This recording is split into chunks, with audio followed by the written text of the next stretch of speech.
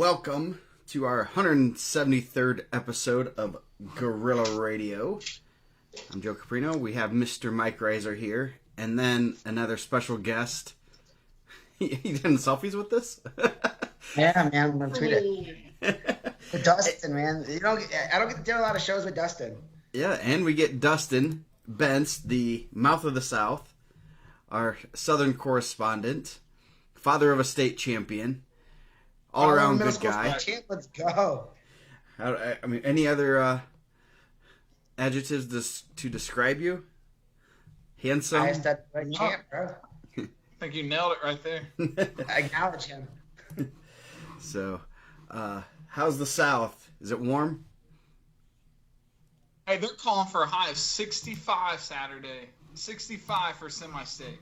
Wow, that needs to. And did you hear that state's in Evansville next weekend? I know some people still don't know that, but just hold on. Are you in telling case me you haven't heard yet. It's not going to be in Indianapolis? They've always had it in Indianapolis. No, not this year. They said they wanted to bring it to the home of the gold, so they're bringing it down to us. I didn't think we were going to have it at Crown Point.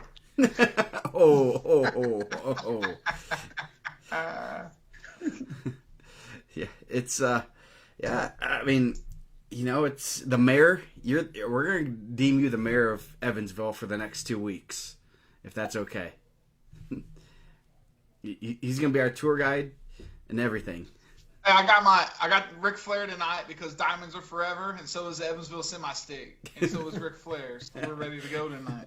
All right, how is the only surviving semi-state preview? Is it ready yet? It's ready. It's being proofread. Last I heard, my proofreader was on 175-ish or so. So as soon as he gives me the go-ahead, I've only had 2 mix-ups so far. As soon as he gives me the go-ahead, I'll send it to you, and hopefully it's out sometime tomorrow. So the TripleB preview is ready to go. Yep. Who did the original ones? TripleB, who else? I used to do like I would do a Fort Wayne one. I think Hollenball would do Newcastle or he'd do East Chicago, Maryville back in.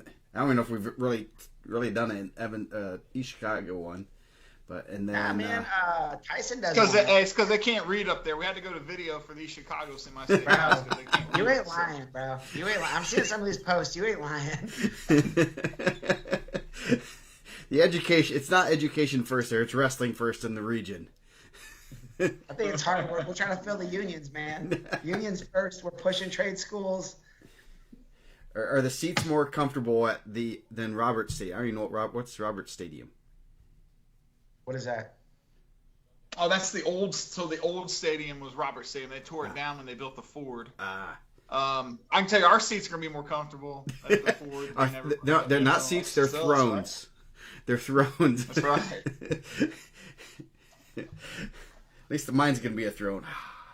You know, yeah, we got some nice seats. We got the hookup. So, yeah. What's I guess give us a little bit of a preview of what we're gonna be expecting in Deville, not Cruella. So let me scroll through here a little bit. 98 state-ranked wrestlers. No, I mean as far as the Evansville, like what we're expecting down south when we go to state next week. The Crescent City, man. Evansville is always rocking. Thursday night, get there early. We're going to have a live guerrilla radio at Chaser's Bar and Grill on Franklin Street. Tons of options on Franklin Street. And the Ford Center, it's kind of a little Gamebridge. I mean, it's super nice, super up to date. I mean, newer than Gamebridge. Probably the newest. Would it be the newest arena in the state in terms of that size? Probably. Yeah, probably. We did Pepsi Coliseum a couple years ago, but that they redid that. But yeah, it's still the same. I mean, that one you can almost, I don't know. We won't get into technicalities, but yeah. So, yeah, it should be. Yeah, and we got the Guerrilla Radio there, and then we between sessions on Saturday, we're gonna do a live one on the street. I don't know where. They're blocking off like 2 streets, so. Hopefully no one falls from the zip Guerrilla lines. Radio street party before the finals. Yeah. Hopefully no one. So who's are you doing the zip line? Me? No, Dustin. Oh. Or are we I sending? need 2 zip lines. Can I do 2 zip lines at the same time? Are we gonna send? Should we send Caleb on the zip line with a flag, like an IndianaMat flag? I think that'd be There great. you go. Is Nick coming? Like Nick, I feel like that's a job for Nick. No, I asked him if he was gonna come, and he said he didn't want to drive that far. So I don't know. He can jump in with you. That's closer to you guys. Shout out, Ann's birthday was this week too. Yeah, and survived raising him and Jim. So yeah, Wow. yeah, they're gonna have a zip lines. They're gonna have the streets right in front are gonna be blocked off, and they're gonna have food trucks and everything going on there. So bring us some Beer food. garden, We're gonna Mike and I and everyone else. We're gonna be there and hanging out and doing like a live guerrilla radio. So pre-show. So Yeah. maybe your brother can be a stuntman for you on the zip line. Yeah, that'd be great. We With his Crown Point or his Hobart shirt or Crown Point. What's he gonna wear? Oh man. Will they ever go back to Indianapolis after they do this with the street party and all that? I mean, Evansville knows how to do it. They have the largest. Somehow in Evansville will tell us they have the largest festival in the country, or the most famous festival in the country, or something like that. So we might never go back to Indy. I'm just saying, all you Northerners be prepared once they drop the party. Uh-oh. What's the festival? Man, I don't. Only I had 19 phones in front of me. Largest festival. I've never heard of the largest festival. I thought Mardi Gras was the largest festival. Is that a festival? I think they have one that was rated like the most popular festival or something. West Side Nut Club Fall Festival, maybe. What? Okay. Hey, bro. Hey. I've always wanted to go to that. When is that?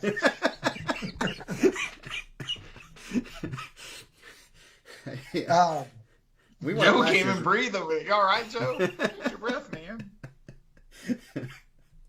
Oh, jeez. Do you think, someone asked me, and I'm sure to go back to Indy, just centrally located, especially with that HSA right there. Do you think this is like a venue they could possibly do for like Girls State going forward? Maybe. I mean, I know girls. It could. I mean, I know they had the girls basketball state up here in Fort Wayne a few years, and I think I don't know exactly why, but this is the first state finals in Evansville, so they're taking this pretty seriously. So yeah, I don't know what they'll be doing. The Fall Festival, largest street West Side festival. Nut Club Festival attracts over 200,000 people a year. I mean, that's... Well, it's going to be 200,002 next year because Mike and I are coming. One of the largest street festivals in the United States. That's what is it? Before I go there and put my name on this, what is it celebrating? Don't mess with me. Annual event held the first full week of every October on Franklin Street in Evansville, organized by the West Side Nut Club. The festival features over 130 food booths, run and operated for non-profit groups. It doesn't really celebrate anything. I don't know. Awesome. Yeah, the Ford Center is outrageously expensive. You've never been to an arena then? Is it? What's the prices on things, Dustin? Do you have? Can you send us pictures of the prices? I'll send something this weekend. How about that? Okay. I mean, TripleB don't pay for anything, so I couldn't tell you. I'm gonna sneak some food in. I'm gonna sneak in some burgers and stuff. Yeah, I heard their security is top notch. They do not let you bring in anything there. They take away your Tic Tacs. Ask Matty Brewer. They take away his Tic Tacs at the door. So there's gonna be a lot of bad breath. That'll be hopefully the media entrance is a little more friendly. So, but anything else we want to talk about before we get into the brackets? I think we do need Sarah Coleman Dickman's right. We do need a food review.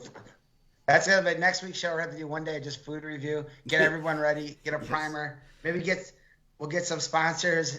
Get some people going some places. Yeah. I'm taking Mrs. TripleB to Smitty's Italian Steakhouse Friday night. So that's where I'll be at Friday night this year. If anyone wants to go buy my guy a steak. It's my birthday Saturday. I turned 44 Saturday. Ooh, that's old. That is old, dude. You're getting up there. How old are you? Well, 44. I know I've been there for half a year. So, okay, so we're going to get in the brackets. Let's see. You got Dustin there? Good. Okay. So, Evansville semi-state, one of the top 4 semi-states, I've heard. That's the rumor. 106. First top quarter bracket, David Allstat, Mater Dei, Nolan Riley, Columbus North, Nolan Mullins, Jasper, and then Mason Goals of Avon. This is rare for Evansville. You got 2 ranked guys possibly in the ticket round. Right. Probably like the only Not one. a terrible draw, but and all the pickers went different directions. So I guess it just depends on what part of the state you live in. The South guys like Allstock, the Northern guys like Goals. I'm not. I don't know if they've wrestled or not. I didn't look that far back. Well, they wrestled twice. Goals beat them twice. So there you go. Goals got the. I think Goals gets the nod too. He had the nod. I can't give away all my preview in this, but I tell you, Hook and Half says Allstott brings it. Hook and Half. Steve Johnson says it's Allstott's match to lose. Yeah, he's also a Mater Dei guy. He wrote a book. He wrote like a book about Mater Dei.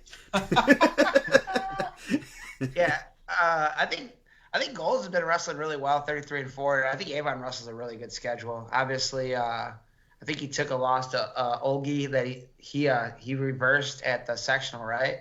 Yeah. And then who was his other losses to? There's a website I have for it in that. front of me. Campbell 7-1, Rice Malone 7-0, Union County 3-0, and Olgi. So he's pretty solid. I think that he was a guy even last year in the offseason was really good, kind of sitting behind Rio. I mean, if you're a little guy there's a good chance you're going to be behind a Rio. So yeah, going down, you got another. It's a couple other ranked guys here. Talon Jessup, Columbus East, Mateo Sirignano from Evansville Memorial, Eli Ogle from Brownsburg, Jackson Jean from Bloomington South. So you got some 3 guys with numbers. Should be a pretty good first round match there.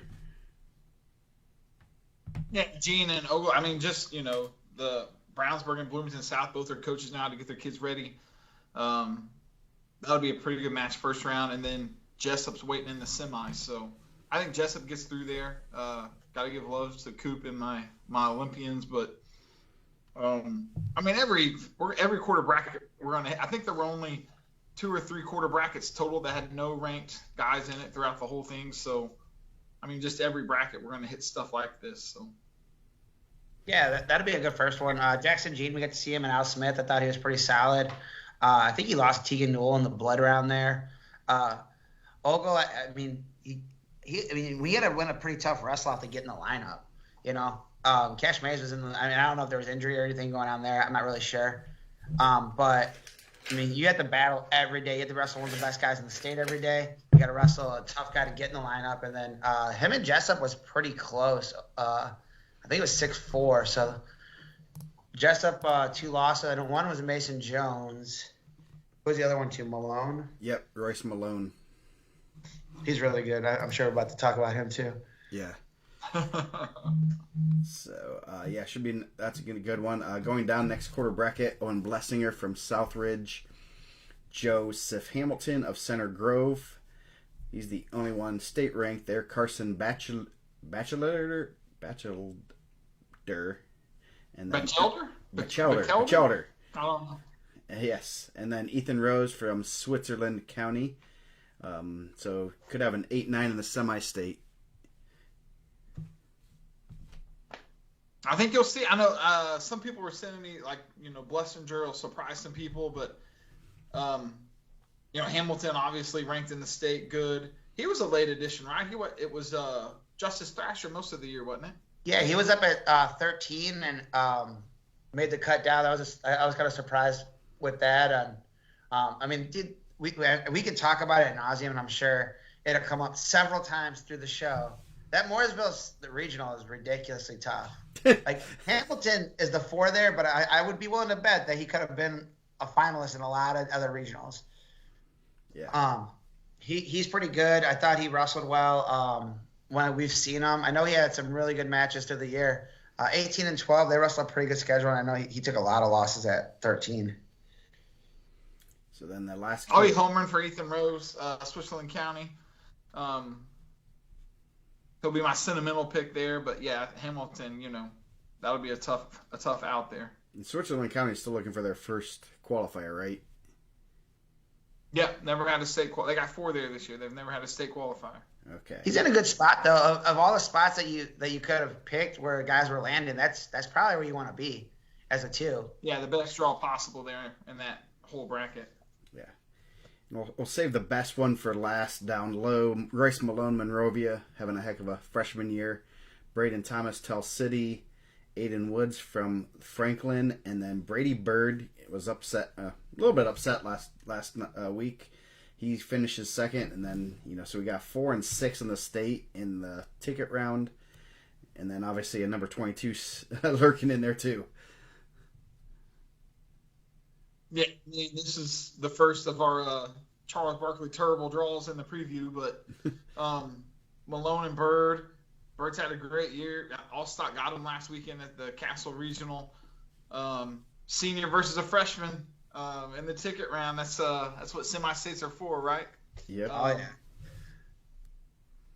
I don't know. It's another one where, depending on what part of the state you're going to ask, and they're going to tell you Bird or they're going to tell you Malone. So. I think, and we talked about it in the last show on the Fort Wayne one. If Bird's really good, and I know he was All-American this summer. Not where you want to take your first loss. I would be willing to bet of his 42 wins. A lot of those are bonus points, if not all of them are bonus point wins. Right off the bat, Aiden Woods is good. Coach Tante is going to have him ready to go. I know he spent some time at 13. He had a really good win over Lucas Manning of Portage. He's pretty tough, so that'll be if you're overlooking it, you're looking at the 6 and 4 in the ticket round, you might get bit by the 22 in the first round. Malone's really tough. I know he has a loss to Boyd, and his other loss was at 13, right? Yeah, his losses are to Boyd and Shutley. 10-6. That might be Jensen Boyd's closest match of the year too. Really talented freshman. And he's got some really talented partners, I'm sure we're about to talk about at 113. Who's taking, Mike? You taking Malone or Bird? Bird's dad went to Kinky Valley, which is kind of on the outskirts of the region. So I got to go with some region guys, man. Bird's a region guy. That's right. I forgot about that. So anytime when it's a toss-up, I gotta go. I gotta be a little bit of a homer, man. he just hates the Mooresville Regional. That's all. Oh man, there's a good chance they could get all 4 of their. I don't know if they're getting all 4 through, but they're pretty tough, man. That's a really tough regional. Yeah. I don't think it was as bad in the first round as it had been the last couple of years. They might be slipping. They might be coming back to earth. So going down to 113, Eli Collier, Owen Valley, Carson Collier. Are they cousins? Of Charlestown, is that right? I doubt it. I guess I have not looked that closely to the brackets and see 2 Colliers. I bet Collier wins there. Brennan Leonard of Martinsville and Caleb Schaefer, number 8 and 10, 3 and 4 in the semi-state. Had a little bit of a disagreement, so let's hammer this disagreement out. Okay. Dustin, go ahead. Dustin thinks that Leonard's better. Mike thinks that Schaefer's better. So state your opinion. Wait, where did this all? Oh, because the ranking discrepancy. Yeah, yes. Yeah, that's right. Not usually we get to have the same guys on here argue about this. So. This will happen a couple times. And I'll tell you what, Mike and I don't know the other discussions you guys have had in your other ones, but Mike and I will talk about common losses. I'll text them and ask them some information, but I don't try to use the state rankings as a guide, but if I have a feeling or if I'm going to go here, I'll go there. I try to be subjective in things. So, I mean, you'll see this I know more than once you'll see where the rankings are off. So that being said, I might have picked Caleb Schaefer and went with modern day when I did my brackets. But I think, and I always feel like, it's one of those things. I really like that. I like, and we talked about it. I had Dana and Rex asked me about it on the show, and I was like, yeah, I like that you guys do your own thing, and I think that's really cool. And the weirdest part is that sometimes my semi-state rankings that I do are different than my state rankings too. So I don't know how to argue that. But a lot of it's based on results and like what you're doing at that time. It might be, I might think someone's way better. And I don't know. Well, I'm sure we'll run into someone that I think is way better, but had a loss to someone who kind of dropped them down. They never got that win to kind of pull them back in. With that being said, that first round match is really good. Brendan Leonard's really tough. Schaefer's really tough. I know he's got a handful of losses to Rio. I feel like Avon made their way down to Evansville a lot this year, so they know the path. I think you took Schaefer in that pick. I might take Leonard in that one. We'll flip the ranking. The next quarter bracket, Ethan Pittman from the Madison Cubs, regional champ. Yeah. Hold on. Caleb Schaefer has 5 losses. 3 to Nate Rio, 4-2, 6-0, 5-1. 1 to Revan Dickman, 2-0, and then got beaten the regional championship by Ulrey. Jeez. Those are pretty good losses. Pittman has Caleb Patterson from Jasper, Donata Henderson from Vincent's Lincoln, and then Nate Rio from Avon. So Pittman's reward for winning regional is number 2 guy in the state, possibly. That's all right. First, are we taking shots every time we say TripleB train? Because I don't have enough alcohol. TripleB trained freshman Ethan Pittman. Shout out to Easy E, man. And that Rio draw is obviously not the best draw in the world, but super proud to have a freshman regional champ at Madison. So yeah, that's really good. And you had a couple. Obviously the youth movement down there is working pretty good because you had a couple middle school champs. So, any other comments on this quarter bracket other than you're picking Pittman for a major upset? That's right. I got Pittman. No offense to my contenders, but I got Pittman with a major upset there. Pittman's gonna come out and do his best Jared Dunn. Hey, at least if you get attacked by the Rios. Left-handed headlocks all week. That's all we've been working. At least if you get attacked by the Rios, none of them are over 120 pounds, so you might have a chance. Bro, but they're so tough. And there's a lot of them. Even the guy in Gallagher's Travels, he got taken down. Yes. So going down 113 still. Revan Dickman. His mom gets upset if you move her camera. Don't do it. Caleb Reed of Wrights. LeBlanc Fan of Floyd Central, and Ethan Poling of Columbus East. Dickman has yet to lose to an Indiana kid, so I think he's in a good spot. Yeah, and I'll kind of throw this out there because every year it happens. Like last year, I think Jake Hockaday was not a lock despite being a returning state champ, and this year, despite being a returning state champ, when the preview drops, Revan Dickman is not a Ford Tough lock. Like he's the favorite to win. If you understand, when you read the preview, you'll see what I mean. Ford Tough lock means every single person. I have 5 pickers. That means every single picker picks that person to win. Revan Dickman, not a Ford Tough lock this year. And it says it in the preview, but Miss Dickman, don't jump me in the hotel lobby either, like you did last year for not picking Ison to be the Ford Tough lock. So, bro, there you go. I had to send Miss Dickman an apology for not having her kid ranked number 1 at NCAA's. I might have been a little overserved. And I was hanging out with the contenders guys. But, yeah, man. Yeah. So with your locks, and that means, are you going to out the people that don't pick Dickman so that his mom can take care of business? No, everybody remain anonymous. But Thursday night, if you get him served enough, he'll tell you who it is. I know that. Hey, that's a fear. That's a legit fear. Someone was just telling me like they're really proud that when I'm on the show I don't say that many swear words because off the show I do. What if Robert shows up Thursday night to the Gorilla Radio? I'm gonna wear a bow tie. Should we invite him? I'll invite him Sunday.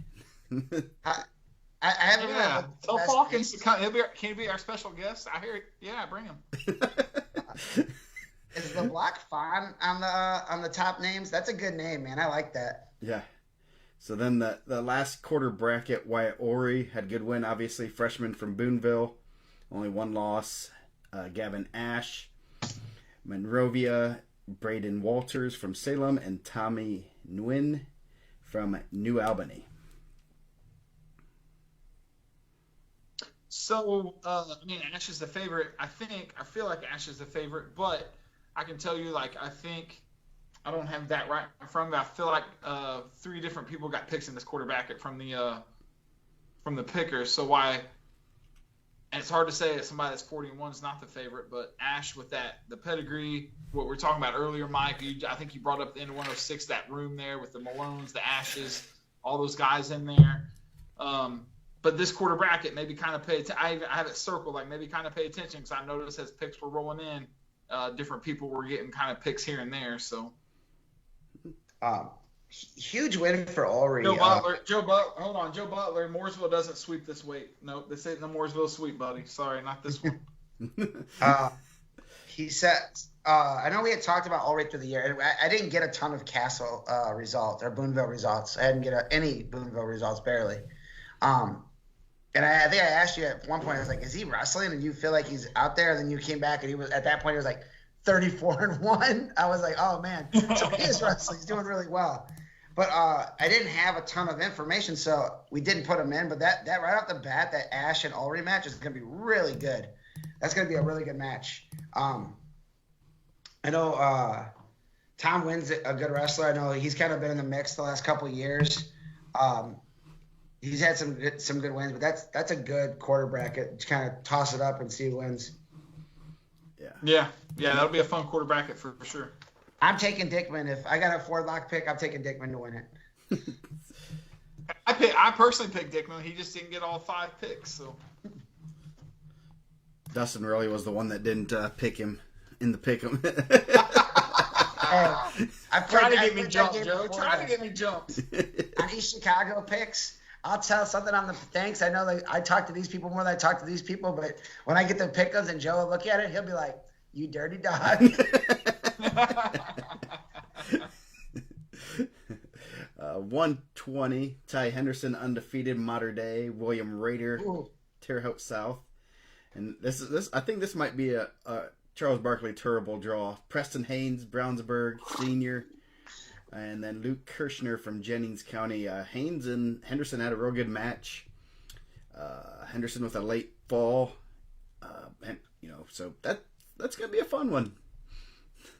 Hey, there's some shenanigans too, because I went to pull up the Haynes Henderson match on Flow, and it's the only match out of that whole dual meet that you can't. Doesn't have a little green watch arrow on it. So somebody went in and had that match destroyed. So there could be no scouting or watching of it. So Haynes was winning towards the end and got put to his back, right? Yeah, he got a reversal in the second period, and then I think he got headlocked, if I remember correctly, and it was 540 or something like that. So I mean, yeah, it was. I mean, I think the points put Henderson Henderson wrestled out of his mind that day. He wrestled amazing. He's having a great season. I'm not trying to say he caught him, so that's not what I'm saying.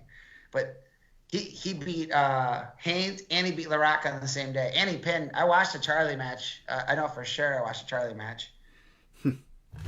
Yeah. So I mean, he proved it that day that he's pretty good. And I mean, obviously he was at Vincent's Lincoln. Now he's back at he's at Mater Dei, and that's a huge filled in a real good position for them and having a heck of a season.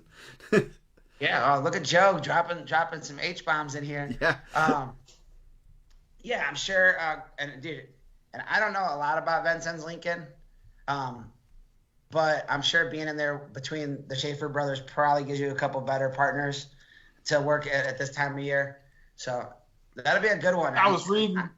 What? I was reading the Castle Regional recap today, and they interviewed Henderson in there, and he said like him and Caleb Schaefer have been workout partners forever, so it just made sense academically and athletically for him to make that move. I mean, when your workout partner is at a different school, that makes it tough. So I think he wanted to get together where him and Caleb could work out every day. And man, that's just the way it is nowadays, right? You're going to go find that best partner, the best room you can get into to improve yourself. So it's and I know I think there's been some talk about that on the board too. Like that's probably the best for him. Like in his season, he's like showing it. You gotta do what's best for your family and do what's best for your career. And but man, I think that was a good one, man. That's a really tough. Your phone right there. She looked at me like my phone was going off. Like I'm on the show. We're doing live phone calls. We're doing live. We got calling. Yes. With the call in. Sorry. But I mean, for the team race, that's going to be huge. Not only this week, but next week. If I'm sure that when they're probably looking at medalist points for Haynes at least. Mm-hmm. Yeah. Yeah. Semifinalist points. And already losing Forster at sectionals didn't help anything either. So. Yeah. No. Yeah. So going down next quarter bracket, Walter Hagedorn from Tell City, Will Jackson, Evansville North, Eli Stewart, another Madison Cub, and then Isaac Ash of Monrovia. Eli Stewart, TripleB trained. Eli Stewart is TripleB trained, as a matter of fact. Hey, that Roughneck team back in the day was no joke. We had a bunch of good kids on there, but you guys stole the Roughneck. They're all just now starting to come up. I mean, we had some middle school state champions last weekend, Little B and some other guys, Garrett Doozer. You guys stole that. The river's rising. That's what we're saying right now in Madison, Joe. The river is rising. Well, you guys stole the Roughneck name from Finley, just so you know.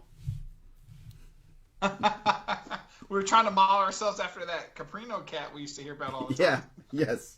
Montrez Bates and Joe Caprino. We were trying to capture that. Wow. So, what do you guys think about this? You got a 7-9 in the state and a 4-5. You guys actually agreed on this, so that's good. Yeah, I mean that's tough. Like if you're Walter Hagedorn, and like Evansville's incredibly deep, and like we're joking about it. We're saying it's one of the top 4 semi-states. Right now, it's probably the deepest semi-state. Like you're gonna have a guy that's 34-1. Tell City wrestles a pretty solid schedule, and you're gonna have a state semi-finalist in the ticket round. Yeah. But one of those guys aren't going to state, and honestly, if there was a wrestleback, one of those guys still might not be going to state because it's that guy. Right. Yeah. I mean, it's just crazy. We're talking about wrestlebacks, and it's like cool, man. Like like that guy, but like if I had a wrestleback, maybe I make it. It's like I mean that top quarter bracket had some pretty good guys in it too. Yeah, and Hagedorn's only loss is a Utah Hetty from Union County, Kentucky. So he hasn't lost to anyone in state yet. Which I thought that dude used to be the quarterback at Notre Dame. Then he went to that surfing. He went to FBI and started surfing. That's not him. Down in Utah. No. So yep, going down. Another good quarter bracket. Charlie LaRocca, Center Grove. Dakota Field, Switzerland County, Burke Eisenhower, Heritage Hills, and John Orman from Edgewood. So you're going to have a 5 and 17 potentially in the quarter.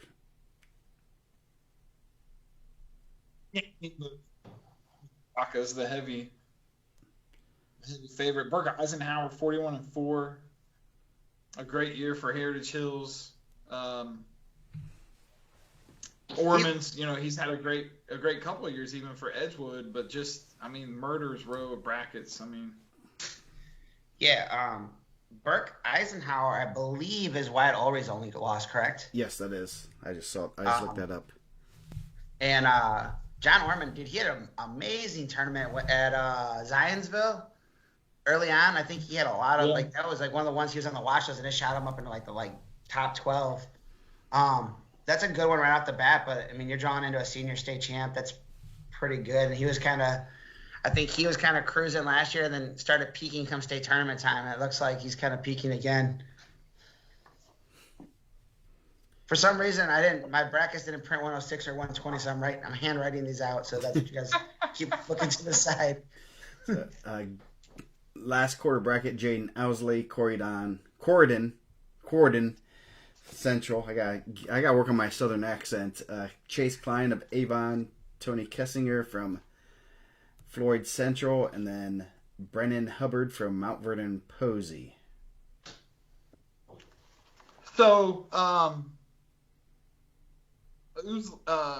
say it wrong every time too, but I think it's Ousley. Ousley and Kessinger, I believe, are both Invicta kind of guys, so they're going to know each other really well. Chase Klein, 15 losses, but wrestling for Avon isn't anybody to look past. But I'm really interested. I think you'll see Kessinger, Ousley. I have Kessinger going on in the upset. I don't know, though. That's just kind of my homer pick. Like, I know the Kessingers, the Floyd guys really well. I feel like Tony gets it done. Again, though, you got 12th ranked guy, 23rd ranked guy, and then, a freshman from Avon who's probably got 15 legit losses. So I wouldn't be surprised if Chase Klein ends up punching his ticket that day. Yeah, I think Jaden Ousley, shout out to Corridon Central, the original state capital, right? Yes. That's right. That's a throwback from the old Carl Hungus preview days. That's one of the things I ever learned out of those. I grew up in Illinois, so we learned Illinois history. Jaden Ousley, Chase Klein. Chase Klein's really good. 15, like TripleB said, like 15 losses. I wouldn't sleep on that, but he had a really good summer. I think he's a middle school state placer. If you're looking at that record and thinking, oh man, that's going to be a pushover, I don't think that's not an easy one. Kissinger, another really tough freshman. I thought he wrestled really well this summer too. That should be a good tick around. If you went Kissinger, I'll go Owsley. Kessinger and Ousley, right? That's how I think you say it.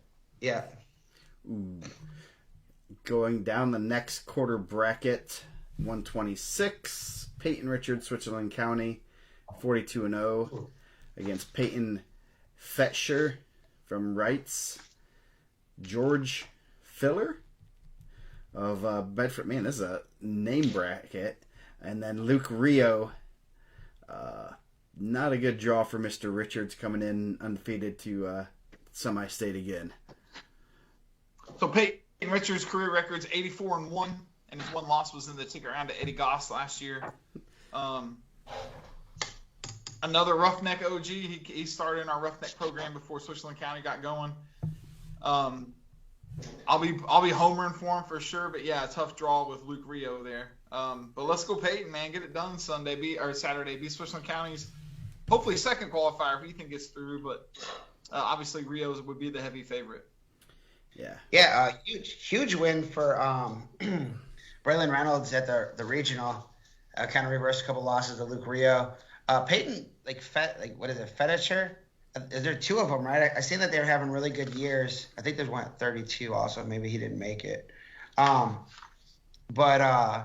Yeah, that's a tough draw. Peyton Richards, but I think he's really talented. And I'm not just saying it because TripleB's on the show.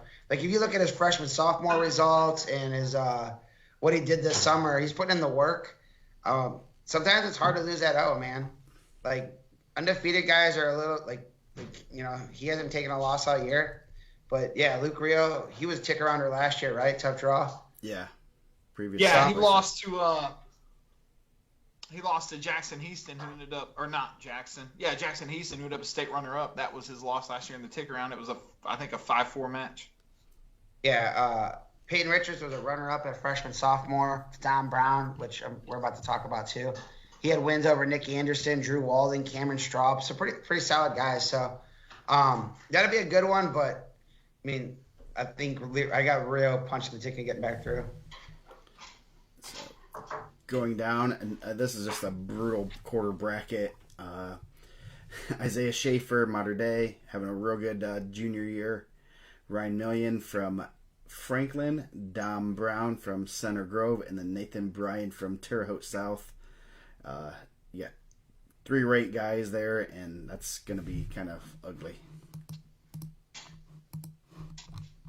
Yeah, Isaiah Schaefer, I said Caleb earlier, but Isaiah Schaefer is our first Ford Tough lock. which says a lot considering the quarter bracket he even has to get out of to get even to the semis. So, Don Brown's had a great year for Center Grove. He was he state qualifier last year? Yeah, he was state qualifier for Lowell. Yeah, so 2 state qualifiers going at it in the ticket round.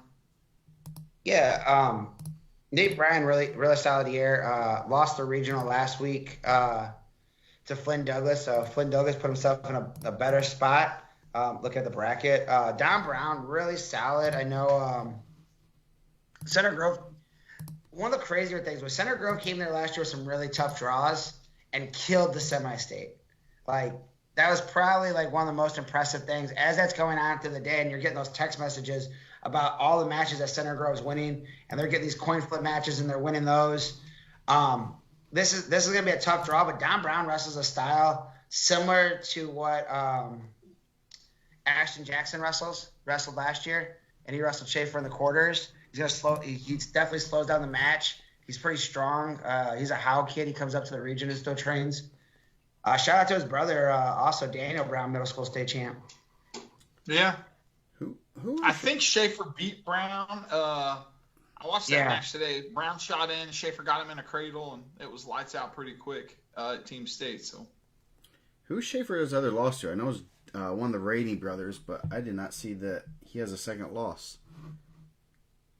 Did he lose by like an injury default or something? I did not see that he had lost yet. I did not see him losing either. Just a Rainey. You know, or it was in Tennessee, I bet. Yeah, it was out of state in Tennessee. I will tell you here in a second. No, it was not. Maybe it's a typo. I'm sure they'll tell us in the comments in a second. Yeah, I mean, I'm looking at his. He had what was his record going into? You know what? Both losses were to Rainey. Yeah. Yep. That's what I was just gonna say. Okay, now I feel better. So I got to put that in there. Anyway. Okay. Yeah. Great. Thank you, Sean Thacker, for that. Yes, I was just looking through their results, and then I saw that they'd wrestled them twice. So next. Bottom half of the bracket, Braylon Reynolds, Brownsburg freshman, tough as nails. Finally got like the 6 times a charm against Rio at the right time. So, and that put him in a real good spot. He has Cameron Fogel from South Ridge, not Northridge. Mason Suits from Mount Vernon, Posey, and then Gage Rutan from Columbus East. I mean, Reynolds is just tough. His dad's heavy into Red Cobra. He's been training forever. Good kid. Like, I've been on some trips. His dad will pull, when Little B was like fighting ankles, his dad would grab Little B and show him bad stuff he did in a match. I mean, just a really good family. Works all the time. Like, Braylon's putting in all the work to get the success that he's earning right now for sure. Yeah, he's really talented. Every time I've watched him, I've been really impressed. He's had his 9 losses.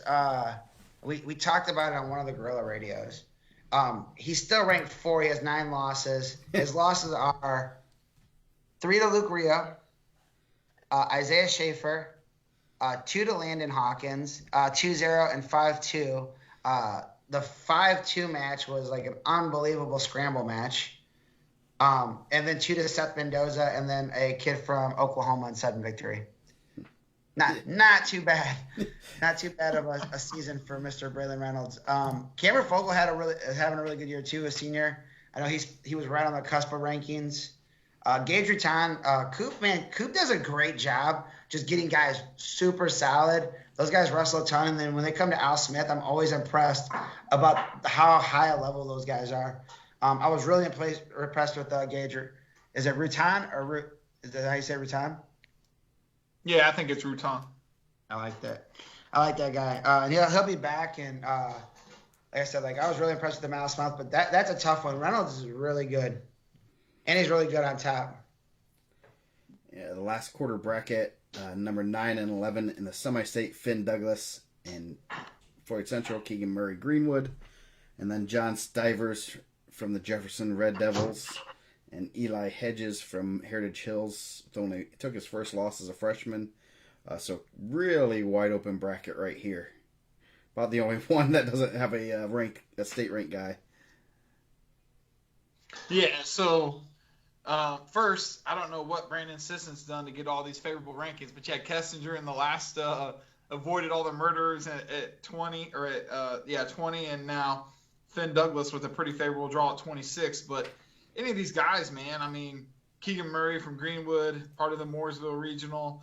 I think I put in my thing, John Stivers from Jeff. Those Jeff guys are always just one headlock away.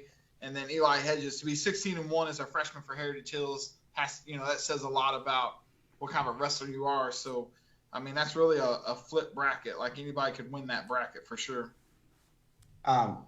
Yeah, I mean, somewhere Sisson's smiling. We got a happy Sisson somewhere. Probably jump roping. Probably doing a little jump rope, getting a little jump rope in. My guy got fit though, right? Quinn Douglas, I think he was out last year with injury, right? Yeah. His dad was pretty good. That's his dad, right? Thaddeus? Yep. Yeah, his dad was Thaddeus. A runner-up or third for Columbus North? Yeah, I think he was a third placer. I think he lost to John Sheets in the semis. Might have been 2000. That sounds right, yeah. I think he was a Fargo All-American that year too. So good spot for him, man. He took care of business, got that win over Nate Bryan. That put himself in a good position. I know when people talk about bad draws, sometimes it works out, but all you can do is take care of business. He took care of business, put himself in a good spot to qualify for state. Maybe punch his team a ticket and have to get voted in for team state. That's right, yeah. I'll have to find a new team to politic for next year. You might have to move a little bit north. I know who you're gonna be trying to get in. The Cubs. Who's that? Not maybe the year after. Well, let those 8th graders come in, but I don't know. They'll have enough next year. Do you get points if you have a middle school state champ? Can I get them points when they come right in out of the gate? Yeah, I'm pushing for that. I feel like we have especially now, like those guys are coming in and making an impact. You should be able to come in and make a push for that. I think you put it in your bio sheet. Yeah. I mean, if you guys are in the mix, I mean, the good thing is if those guys, if you're a freshman, do well, and any other guys that improve a lot, you have a good start of the season. You might be in the mix there, and then you're gonna be man. That's gonna be a show when you're out there ranting and raving for Madison to get on. If you don't have, I've done it before. There's been at least twice Madison's got hosed on Team State, and I've come on here and done it to no ado. Literally teams that we beat walk into Team State. Whatever. Don't get me going down that path. We're on a good headspace tonight, Joe. Let's not go down that way. But yeah, I think you guys don't have the problem that probably the county has and what the region has is those guys. It's a little bit tough for them to put down where their middle school kids are going.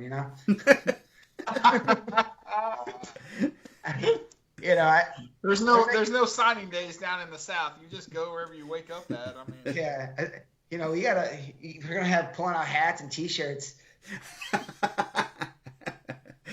I was gonna ask when they do that. They're talking about doing that NIL cap. Will that affect Crown Point, or will they not fall under that NIL cap when they put it in place with the NCAA? Like, will they dodge that, or they're gonna have to keep under the radar a little bit. Nice. Oh, jeez. 132, Josh Ditto from Terre Haute South having a great season. 32-2. Eli Theobald from Providence. Quentin Sheff from Avon. And Grant Volker from Mater Dei. You got 10-16. And should be a good match there. Yeah, I mean, Ditto's been close. I mean, I feel like we've talked about him for the last 2 or 3 years now. So he got the regional championship. He's having a great year. Quentin Sheff's not the best draw you could get. Grant Volker, we can't even look past him. Like he's had as a sophomore, 27 for Mater Dei, he's had some good wins this year. This is the first weight class that I personally have with the Mooresville 4 get through. I've seen in the comments like every weight class those Mooresville fools think all 4 are getting through, but this is the first one where TripleB has said the Mooresville 4 get through. Chef's a hard out, Ditto's a hard out, Volker's a hard out, so that should be a good, even though despite rankings, should be a good quarter bracket. Yeah, Dido, and I haven't got to see him live, but they say he's really exciting to watch. I know he had a really good IPO where he beat Jackson Foodie, he beat Preston Hammond, lost to Eddie Goss 5-4. Quentin Chef had a really good IPO too, so I think his ranking. I believe Quentin Chef beat Sonny Sessa there. But I think that's gonna be a good one. But I think I said it yesterday. Both of those teams have a lot of guys still going. It's a lot easier to like train and prepare when your whole team's still practicing. Yeah. And if you get Avon gets on a roll and they start getting big wins, like you get the momentum going, and you got two Rios there that are pretty good. But if Rio drops a match at 26, maybe that floods over, and then Dudo is going to be the guy riding the momentum. So I think that one's tough. I think everyone talks about being individualized, but you definitely feel that as like your teammates are going through. You don't want to be the guy that drops it. I think you see a lot of teams that we talked about with Center Grove last year. Like you didn't want to be the guy that wasn't going to qualify. Like everyone was qualified. It was crazy. It's like one of the craziest things I've ever seen. Yeah, and they had the same kind of run at state, even in the first round, and then even in the semi or quarters and stuff, and they were rolling, and they were beating some guys that maybe if they didn't have that momentum, if it was just a regular individual tournament where those guys they weren't riding that momentum, they might not have won. So yeah, that's exactly right. I remember I made a taco bet last year, and about what was it, 60? Where it was 52. It was after the break. Yeah, after the first. I was like, oh man, like they just took down every single one. I might have to go buy these guys tacos. Luckily, Fort Wayne, Carol of Fort Wayne held it down for me. Yeah, Jackson Todd. The taco man. We just forever call him the taco man. He brought you some tacos. I was so relieved. I didn't even celebrate. I was just relieved. I made a lot of bets on that last year too. Taco bets, that is. So Cohen Long, Columbus North. Is he TripleB trained? He is an OG TripleB trained. I promise you, I'm not even making that up. Like Cohen used to wrestle for the Roughnecks. He was part of the OG Roughneck squad. Eli Stewart, Pittman, Bentz, Long, Doozer. You'll hear all those names, but yeah, he used to be with us. Go Cohen Long. I think you said it before on the show. In Columbus, you get to choose what high school you go to, right? So, I think they've changed. It used to be open enrollment in Columbus. I think they've maybe have changed that in the last year or two. But yeah, it used to be open enrollment. That's crazy. Long has Trey Hopkins from Bloomington North, Asa Spencer, North Posey against Eddie Goss of Center Grove. Your TripleB training guy wins regional and gets about the most brutal draw you could get. That's kind of becoming a common theme right now. Yeah. Maybe the mayor isn't the mayor. I'm the mayor of the Jeff Regional. We can stick that, I guess. We got that going. I thought Danny Struck was the mayor of Jeffersonville. I said Jeff Regional. He's the mayor of Jeffersonville. Oh, okay. Yeah. And any comments on this quarter bracket? I mean, again, I'll be rooting for Cohen. It's a hard way to go against Eddie Goss. But you know what, man? That's why we wrestle at semi-state. I mean, we talked earlier about Jared Dunn. Headlocks, anything can happen. So if all of our straight picks make it, I'll be shocked. And if all the favorite guys win, like, I'd be shocked equally. So that being said, Yeah, Eddie Goss is a gamer, man. I do like Eddie Goss. I think his stare down with Hayden DeMarco at the Al Smith was probably one of the cooler things. Like they literally went nose to nose. I'm like reading it off and I'm like concentrating, man. I have paper in front of me, concentrating. I hear everyone going crazy. I'm like, did I say something weird? I look up and these dudes are like right in the center of the mat, like just trash talking. So. Oh wow. I don't know what that's going to be if he gets to the finals, if he's going to pull that out of the bag, if he used it, or maybe that was a DeMarco thing. But it was hype. Yes.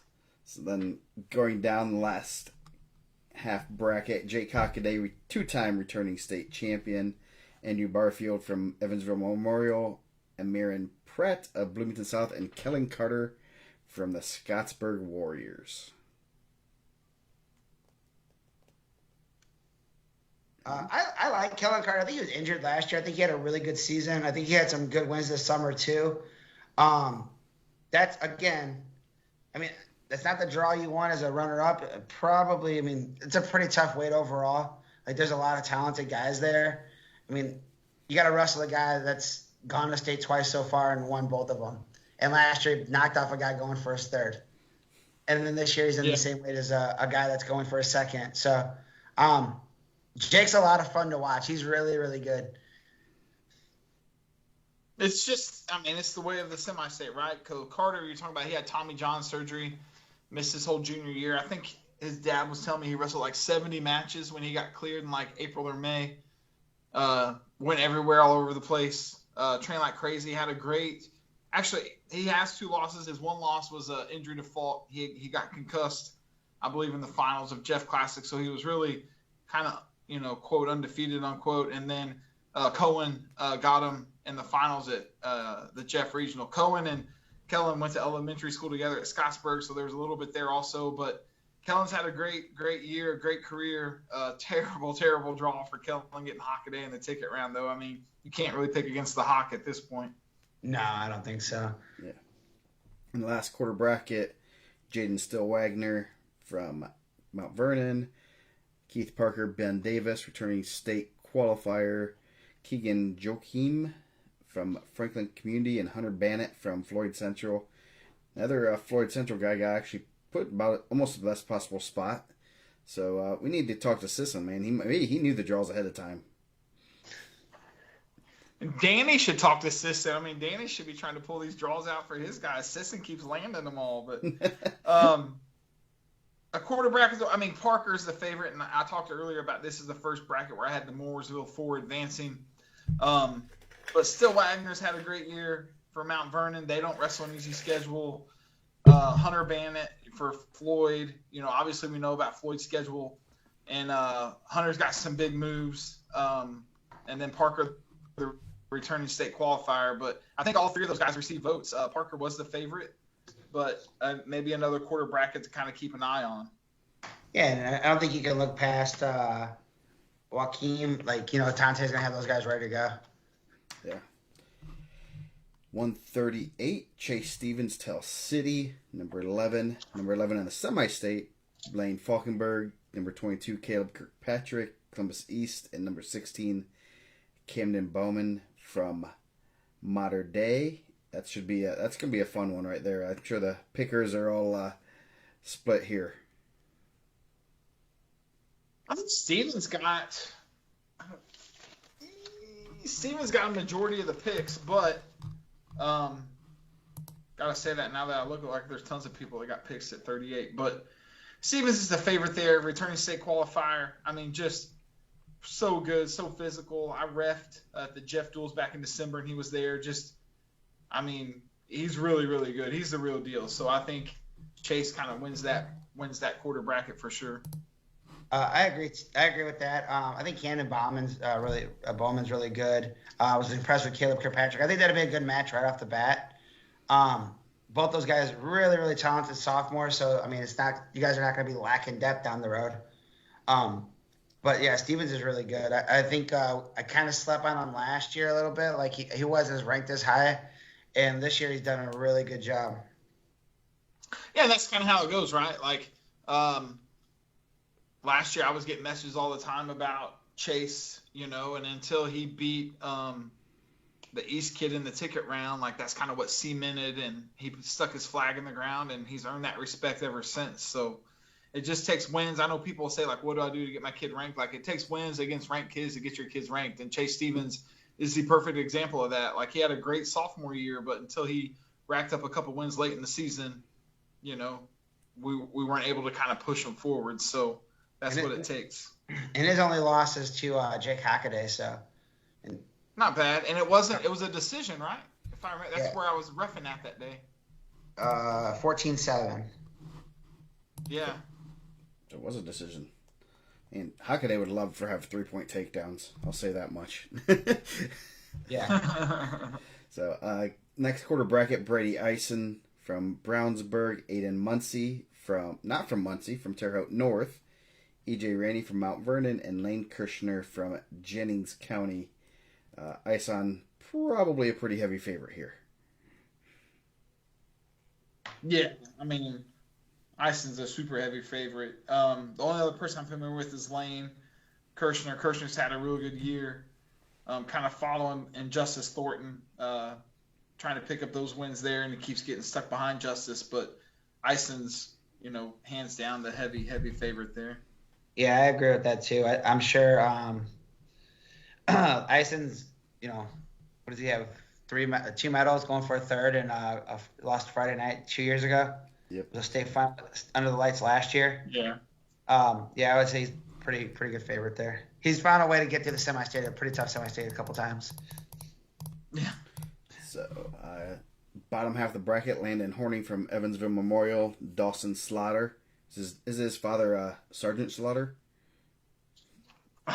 Maybe grandfather at this point, right? I mean, Slaughter's up there. I guess so. Great grandfather.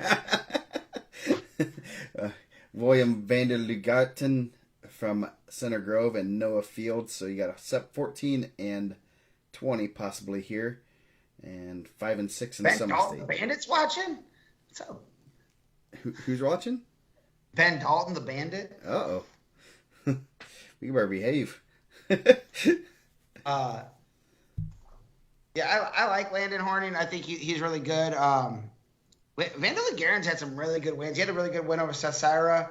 I thought he had a nice Al Smith. Wrestling that schedule, being 32 and as a sophomore, he's pretty slick on his feet. I think he's he can wrestle with a lot of guys on his feet, and I'm sure of his 8 losses, he's got some pretty good ones. I'm sure he's seen Ison a couple times. I think he's seen Shep a couple times. Yeah, I agree. I have Vander Lugarden coming through. He had the good win over Sierra. Horning's had a good, and it's another one where it depends on what part of the state you're in, where you get who's going to win that match. So, but I think Vander Lugarden's a fair, and that's kind of early. We were talking about rankings when Vander Lugarden beat Sierra. I messaged Mike and I was like, "What are you going to do with that?" And we kind of went back and forth, and I'm like, I'm going to do the opposite of what you're doing. So I don't remember what it was now. I just remember I did the opposite of what Mike was going to do, just to cause chaos in the rankings. So yeah, and then so then I'll get a message like, Dustin did this. I'm like, I know, because I talked to him about it. Yeah, that's the Memorial doesn't get quite.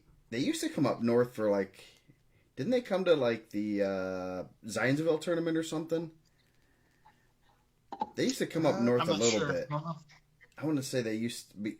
And it used to get a little bit better reading on them, but now they've kind of hidden themselves in that southwest corner of Indiana, and it's kind of hard to tell sometimes. Some of these guys coming out of there when they don't venture out of their. They come to the elite. They come to the elite Nick Shaddy Memorial at Madison, Indiana. So give them props for that. Nice. So. And not the now defunct Cub Classic. Not the defunct Rip. Cub Classic, nope. Pour one out for our homies at the Cub That's Classic. top secret. You can't be sharing those secrets yet. Oh, sorry. Well, we'll edit that out. Going down, we got Justice Thornton. Good article on him just posted this evening from the Bulldogs of Columbus North. Eli Mays from Boonville. Vince Kessinger from Floyd Central, and Seth Syra, the aforementioned. So we got a real good quarter bracket here. Another one kind of wide open. My cats are down here fighting if you guys hear. It's a rematch. It's a ticket round rematch, which I don't know if I've ever remember having a ticket round rematch. But last year, Thornton Sierra was a ticket round match. Thornton won 6-3. He was up 4-3 right at the end, and Sierra kind of went for it all and gave up a late takedown to lose 6-3. And then I believe Sierra pinned him at IPO. So, and then Sierra beat him before that, 1-0. So Sierra holds the 2-1 advantage over Thornton, but Thornton got the one that counted. That was a ticket round last year. So we'll see Saturday how that holds up. Can Thornton get another ticket round match? Does Sierra keep the momentum kind of going? That's a really good ticket round match where they've wrestled 2 or 3 times. That don't happen a lot in the South. Everybody's so spread out, but these guys have wrestled several times. So that'll be interesting. Yeah, that's an interesting draw. And like, what are the chances that you're getting those back-to-back years in your ticket round? You know, If you can predict Yeah, brackets, crazy. you're usually pretty good with that. that's what I heard. I heard those guys predicting brackets all the time. Sarah and Kissinger will be that's a 2 ranked guys first round. Sarah, I believe, has a pin over him this year. So yeah, set up a pretty interesting one. I like that. I like Ison to win the entire bracket. Yeah, I think Ison was a 4 tough lock. I'd have to look. We had 8 4 tough locks this year. So Dang, we you guys kind are of all going the in the same. middle weights. Yeah. Zach Froelich. They just said Hagedorn Ash is also a repeat. Hagedorn Ash was a ticket round match last year at 113 and could potentially be this year at 120 also. So Man, you guys are running them back. it's like they don't ever change the formulas or anything. So 144. We're almost to our ad read break. Branson Weaver, Owen Valley, Josiah Green of Columbus North, Jordan Jewell of Greenwood, and Alexander Mercer. Weaver in a good spot for Owen Valley. Owen Valley doesn't get very many qualifiers. I'd have to see when that they had one last year, didn't they? So Yeah, Weaver's yeah, returning Branson qualifier. Weaver. yeah, last year. I was saying, I thought Branson Weaver was a returning state qualifier. I had to look at my notes. Yep, he was. Man, He was the first one in a while. That's why I was. So Yeah. everybody's going to talk about Reese Courtney. Everybody's going to talk about Parker Reynolds and the 1 and the 2. And then Weaver's kind of there. 38-0, undefeated. If anybody can fly under the radar, 38-0. It's been Branson Weaver. I talk about a little bit in the preview, like, could Weaver come out and surprise everybody and win the day Saturday? Like, maybe. I'm not saying he can't, but nobody probably has the, like, where they've all wrestled each other, they know each other. Weaver can kind of slide in and not have that kind of going for him or whatever. So, why Courtney and Parker Reynolds are the heavy favorites in this weight class. Like, if Weaver were to win Saturday, like, it would be something that typically happens in Evansville once a year where a dude shows up, wins, and walks out the door, and everybody's like, what the heck just happened? Like, that could be Branson Weaver Saturday, and I wouldn't be surprised. No, I wouldn't be surprised either. He's really talented. Jordan Jewell, really good too. I thought he had a nice freshman-sophomore year. Freshman-sophomore state. Mercer had a good year for Harrison. Shout out. What's Harrison's? We haven't got a lot of Evansville Harrison guys in here yet. Harrison, the Harrison, I don't know. That's a good one. So, Dustin, when was the last state placer from Owen Valley? Let's see. What year? I had a heavyweight or 220 pounder, right? Like just 2 or 3 years ago. Not that long ago. Oh, shoot. I just closed it. Hold on. I'm checking out Evansville Harrison are the Warriors. They're black and red. Yeah. Man, you could put a dart on the wall and got a warrior, man. There's a lot of warriors out there. So, the last state placer. They didn't. Not a couple years ago. They had not have one for a while. Huh. 1988. I thought they had a Matt Morin. Oh, wow.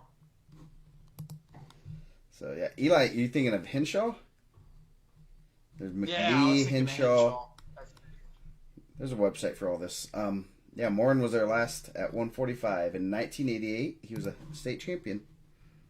So, anyway, going back down, got a good quarter bracket. Caleb Cooper from Columbus East having a good sophomore year. Antoine Webster from New Albany. Zach Bulkley of Mount Vernon Posey, and then the number 2 in the state, Parker Reynolds. Everyone has a number. Only one gets to survive, though. So, obviously Parker Reynolds is the favorite, but Webster Cooper is a rematch of the Hoosier Hills Conference championship match. It was a 4-2 Cooper match, so that could be a pretty good opening round match there in that bracket. I think they got Webster into the on the state watch list. That match alone, like sometimes like wins will get you on there, and sometimes just wrestling good guys tough will get you on the watch list too. So, any other?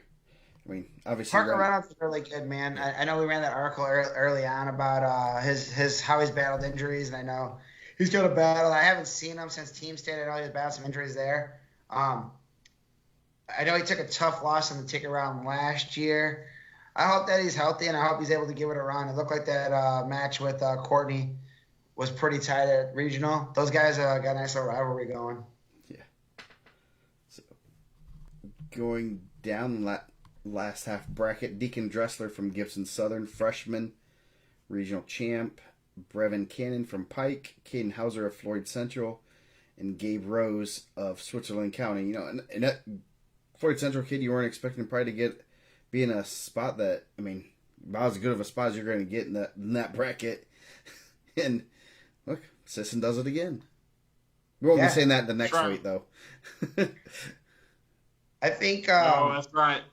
He cashed everything in on that one weight class. Yeah, right? yeah. He got a 17-11 guy actually put in about as good of a spot as you can. And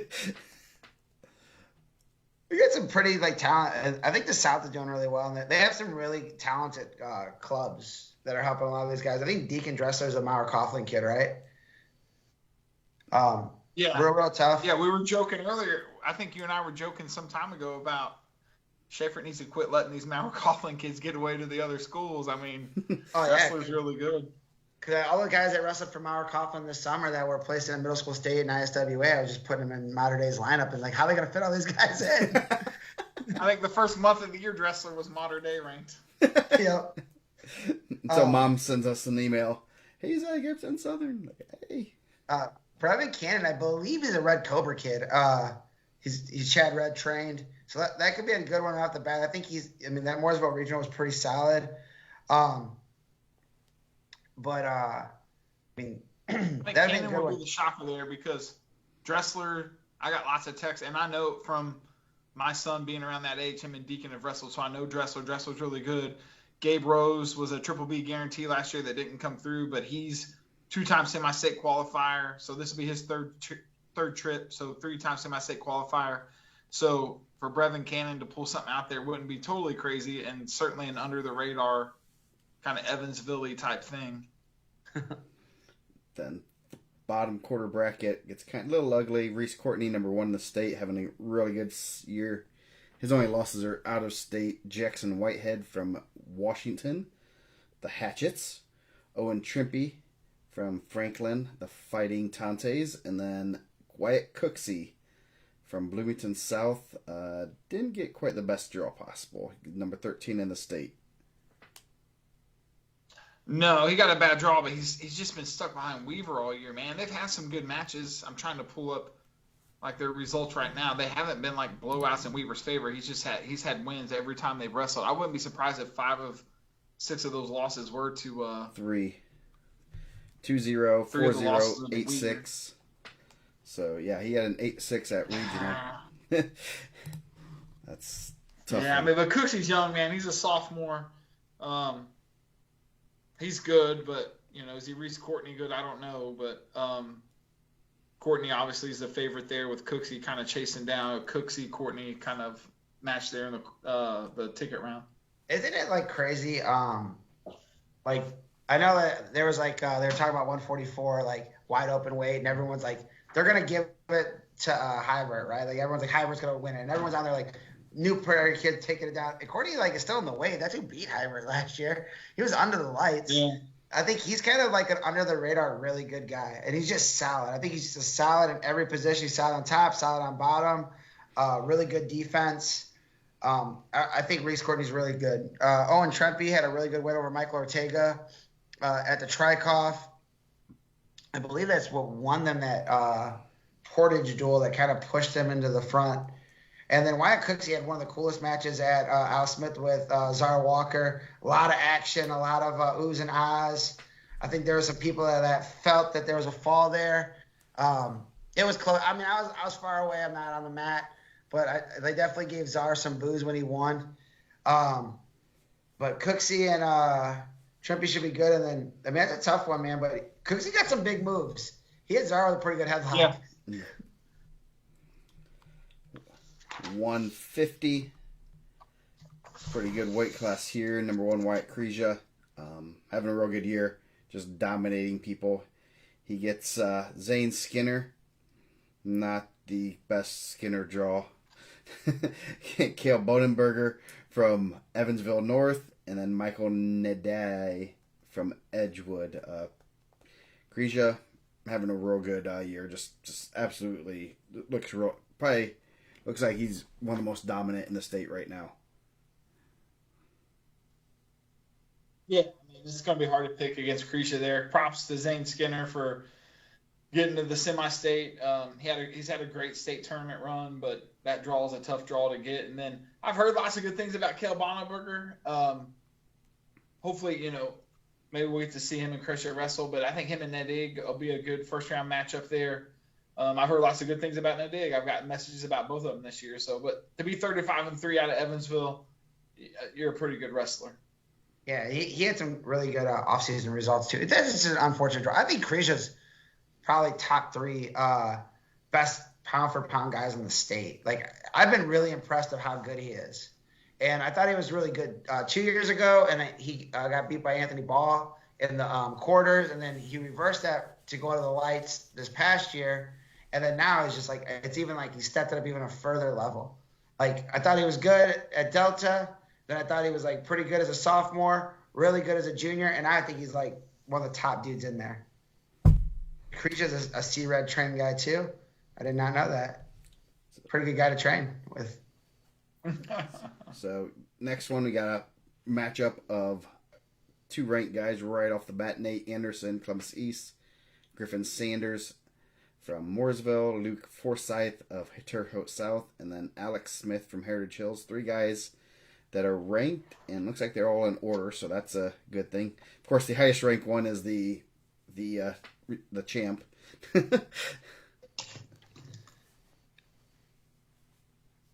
the highest ranked one's Smith, right? Runner up. Well, I mean, I guess lowest ranked. So yeah. Yeah. That's right. I mean, so it's a good quarter bracket. Anderson's had a great year. Griffin Sanders from Mooresville to get through the Mooresville Regional with 4 losses says a lot. And then Alex Smith, it's crazy he's a junior. It seems like Alex Smith's been around for a minute, but he had a rough semi-state last year. He had the Jeff kid. He got headlocked 2 or 3 times in that ticket round match. He was a favorite. I think we had him as a favorite last year. So I think Smith does get through this year, but again, that's another one where if Anderson gets through, I'm not surprised. Sanders gets through, I'm not surprised. No disrespect to Luke Forsyth, just looking at rankings. And then, again, I think Smith would be the favorite there, though. Yeah, I agree with that. But, like, I also, like, I think I wouldn't be shocked to see Nate Anderson pull that through. I think Coop gets his guys ready to go. And there's always a couple Columbus East guys that make it through, and I'm like, man, like, why did we pick against him? Because he always does a good job of getting his guys prepared. Yeah, yep. So the bottom half of the bracket, another doozy: Tyler Vanover, Mater Dei; Chris Furman from Forest Park; Emmanuel from Pike; and Cameron Summers from Franklin Community. Vanover survived the ugly draw. We'll go over that one in a second here. Yep. Yeah, I think really Vanover's like a favorite. I mean, one of those modern day guys that, 33-2, and people's like, who's Tyler Vanover? And then he'll be on the podium next week. You know what I mean? Potentially on the podium next week. So I think Vanover gets through. I really like Tyler Vanover. I think he's really good. I know he had I believe he beat Reese Courtney last year at Team State. Lost him in the ticket round 3-2. Looking at that draw last year, I was like, that was a coin flip. I might have taken Vanover in that match. Then Courtney ran into the lights. I think he's kind of flying under the radar at 150, especially when you're talking about the Evansville semi-state and how good it is, because you have some really talented guys. We're about to talk about a couple of them next. Yeah, and this is the one we kind of, once we started getting a good idea of the weight classes of everybody, this is one that we saw a mile away, and we're looking at like, hey, This might happen. This might happen. We hope it doesn't. And we got Hunter May, number 2 in the state, undefeated from Floyd Central. Logan Wargo, or from Evansville Rights, Luke Spurgeon. And then number 3, Tommy Gibbs. So number 2 and 3, Gibbs obviously lost to number 1, Kreisha. And his reward is Hunter May. So that is going to be a barn burner. I know I will be trying to pull that one up during our ticket rounds. I mean, what a crying shame that this match is happening in the ticket round. I mean, I don't know. It's wild. So, and another thing is, so on my previews, I do what's called the TripleB guarantee, and that is when I feel like my pickers have all lost their minds and they don't know what they're doing. So, pickers went with Gibbs, TripleB went with May, TripleB guarantee, Hunter May. I mean, how do you not pick a returning state runner-up to win a ticket round match? That's insane to me. And he's 20-0. It's not like he's had some losses this year. I mean, yeah. It's a brutal draw, man, and that's what happens when you're really good at the semi-state level. You guys have a really good semi-state. You're gonna run into some terrible draws, and it's gonna have huge team point implications for Brownsburg, and they're gonna have them ready. I'm sure. I think those guys do as good a job, if not one of the best jobs in the state, of getting game plans together for guys. So he'll have something available, but I mean, Hunter May has been in the state semifinals 2 years, 3 years, 2 years. Yeah, 2 years. 3 state 2 medals. Years. Returning state runner-up. Returning state runner-up. I mean, Tommy's sophomore. He was a backup last year, but he's incredibly good. He stays in good position.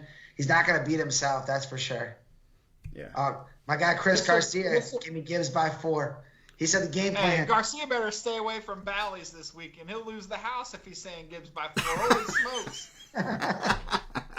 Disco Pete, put those guns away before you shoot somebody. That's insane. Yeah. Just go to the poker tables with him, man. You're gonna be able to retire. I mean, like, I think the guys in the chat are right. Like, you know, Gibbs has been wrestling a bunch, and been out hurt.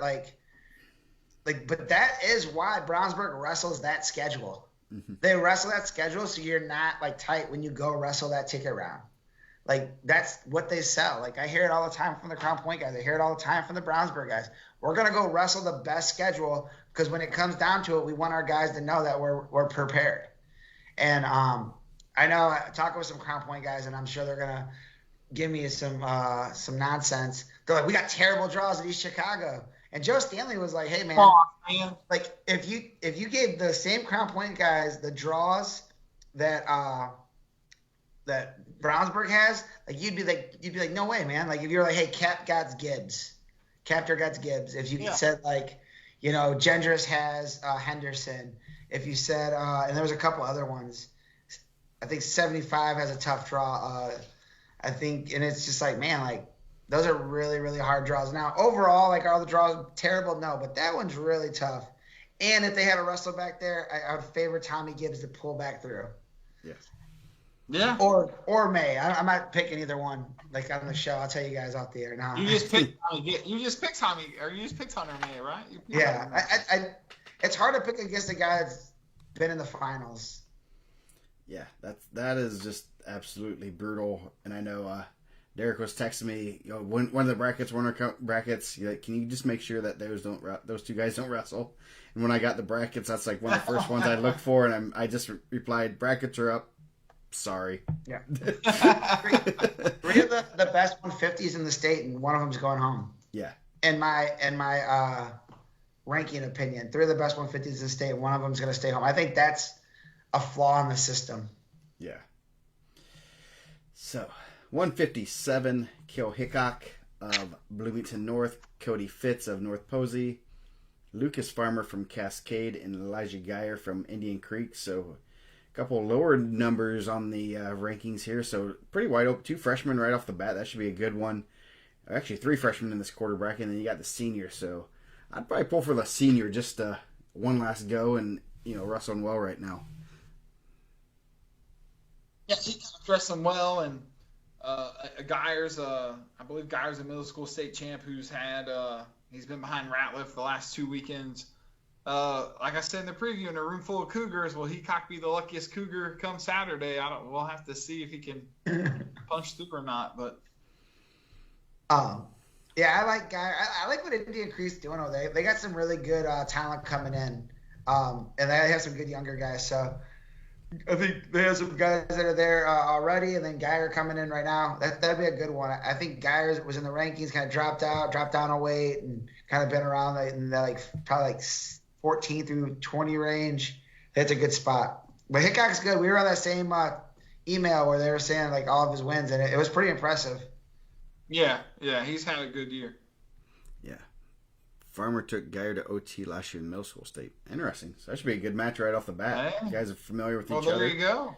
So Colton Schneider, Mount Vernon Posey, Mason Lubers from Forest Park, the Rangers, Lincoln Cooper, Columbus East versus Silas Stitz from Center Grove. He's one of the guys, I've said this a couple times, Stitz is probably one of the sneakier guys from Center Grove. I think he's had a real good season this year, and in a pretty good position to go back to state this year. Yeah, mention winning one time the Castle Regional was one of the toughest regionals in the state. So to come out as the Castle Regional champ, you feel pretty good about yourself. To come out as the Castle Regional champ, 40-2, you feel pretty good about yourself. And then you got Silas Stitz in the ticket round. What a terrible, terrible, terrible draw for Colton Schneider. Awful. Yeah, and right off the bat, Lincoln Cooper's pretty good too. 26-12 freshman, up at 57. He was one of the guys. I swear, when you told me he was wrestling 57, I was shocked because he was a middle school runner up at 32 or 30, and I asked Coop if it was a misprint when they told me 57. You sure Lincoln's 57? They're yeah, he had a huge growth spurt between football and everything. So. And it's gonna take time. We talk about guys jumping from 6 to 26, and it just takes time to adjust. You're a freshman where at 30 you might have been the strongest dude, and then you're jumping to 57 where you're wrestling some pretty strong dudes. So some of those losses were early on. I think he's pretty talented, but yeah, Stitz is really good. I know Joe was really impressed after Ironman, but that was the one guy Joe was hey man, he needs to move up the rankings. He's severely underranked. Yeah, he looked good at Ironman and looked good all season long. Going down last half bracket, Asher Ratliff. I heard you don't like his dad, Dustin. Is that true? Oh no! Don't be stirring all that. Me and Justin are deep. We're homies. We're boys. He has Evan Hamlin from Martinsville, Caden Farmer from Mater Dei, and Noah Bannett from Floyd Central. So 3 ranked guys. Ratliff looking to be the quarterback of the Columbus North team and make his way to state here. Tag AR-15, man. So Ratliff and Hamlin, not only is that a Barry Horowitz curtain jerker, it's also a terrible draw. You have a semi-state 3 versus a semi-state 4 right out of the gates. And if I remember right, Hamlin got hurt and injury defaulted out of regionals to that 4th place spot. They wrestled early in the year, super early in the year. Ratliff won 8-6. So Ratliff, my homer favorite, but I would keep an eye on that match. A 3 versus a 4, an 8-6 match the first time they wrestled. And the winner gets Noah Bannett potentially, who's not a bad wrestler in and of himself. Brigg and Justin are my 2 favorite text buddies. So to have those kids maybe wrestling in a tick-around match, I might have to go hide somewhere. Yeah, that'll be a good one. I was gonna say the 8-6 is tough. I'm not sure how hurt Evan Hamlin is. Hope he's able to go. Defaulting down to 4th, you're gonna draw into something that's pretty solid, and that's a tough one.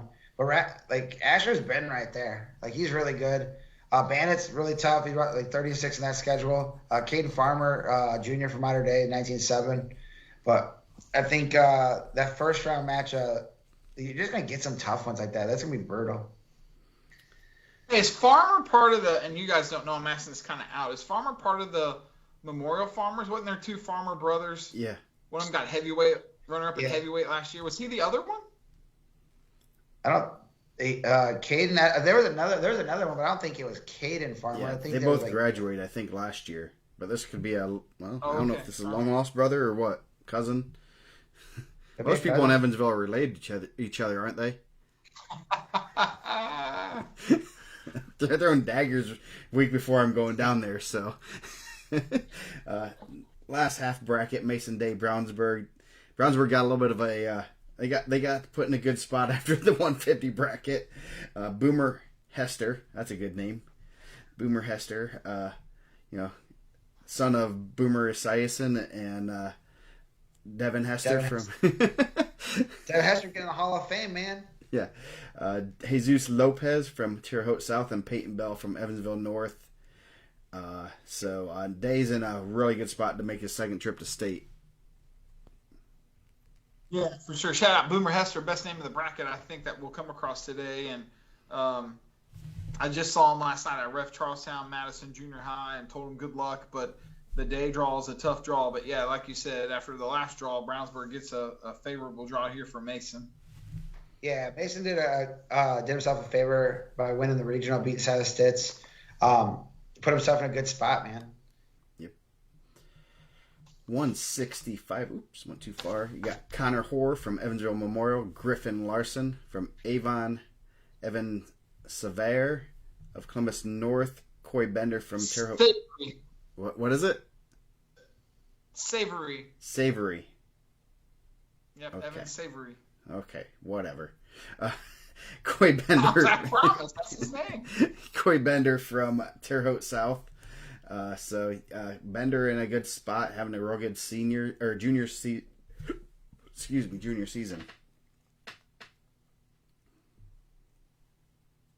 Yeah, Bender coming out.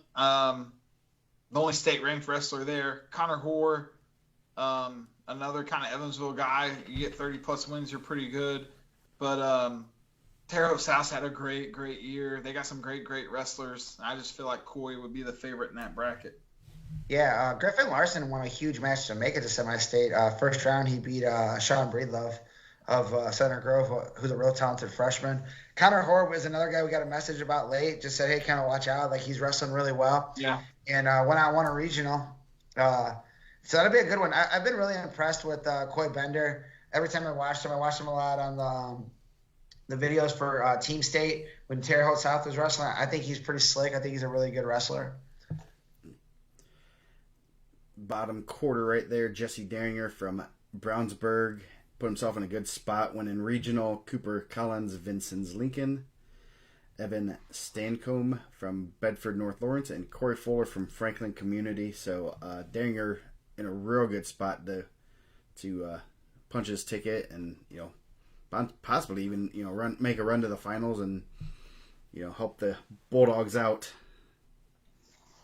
Yeah, I mean, I have Daringer in the finals there. Shout out to Bloomington, shout out to Bedford North Lawrence. I think they got a couple to semi-state this year. Good for them. Hopefully they're building things up. But yeah, I think Daringer. Daringer routed Bush, who we'll get to in a minute. But Daringer routed Bush in the finals. Yeah, I have Daringer pulling through that. Corey Fuller's pretty solid too. I think that could be a match where there could be some fireworks. But I think like Deringer's a guy that kind of gets forgotten in that Brownsburg lineup. That he's pretty solid, and I think he gets overlooked a little bit. Bottom half here, we got our guy Evan Rowdy Bush from Bloomington South. Rowdy Bush. That might be the best name. I'm gonna say if your name's Rowdy Bush, you better be tough and you better be mean. And I think he is. Yeah. He's There's so many different directions to go with a name like Rowdy Bush, but okay, keep going. Miller Clayton. Got our two last names. Oh, it's two. I'm pretty sure his name's Clayton Miller, and it's been messed up the whole state tournament. Nice. Watching. I mean, I'm not crazy in that his name's Clayton Miller, and that it got messed up early in the state tournament. That's Cooper. Does Cooper know how to type? Does he know the difference? Nah, man, he's a superstitious guy. If the name's messed up, you keep advancing. You don't change it until you're done. Yeah. I'll have to double check that then, because I probably created a Miller Clayton profile too. Matthew Pagram from Evansville North, and David Aboide from Decatur Central. So got 2 ranked guys, and then 19 and 21, and then they get Rowdy Bush in the blood round, ticket round, whatever you want to call it. It's the blood round, right? Blood round. Yes. Bode and Pegram, good first round match. You hear Pegram's another guy we kind of heard about late in the year, Mike. David's a guy that kind of came on the radar last year.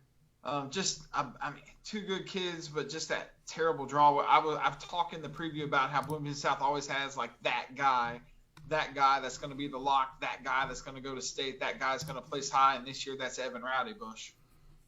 Yeah, I was really impressed with Evan Rowdy Bush at Al Smith. He wrestled really well. David Abodi, I think that's a guy that they always said ultra athletic, super athletic kid. I think Matthew Pegram had a really good summer too. I know that'll be a good one off the bat, but Rowdy Bush is he a Ford lock? Yes, Rowdy Bush is a Ford lock. Rowdy Bush. Yeah, the last quarter bracket, Oliver Hallett from Indian Creek having a real good sophomore year, 34-1. Jeremiah Casillas from Bloomington North, Gage Eccles from Ben Davis, and Spencer Turner from Evansville Mater Dei. 3 ranked guys there. That should be a pretty good quarter. Actually, 4 guys that are ranked. Should be a real good quarter bracket.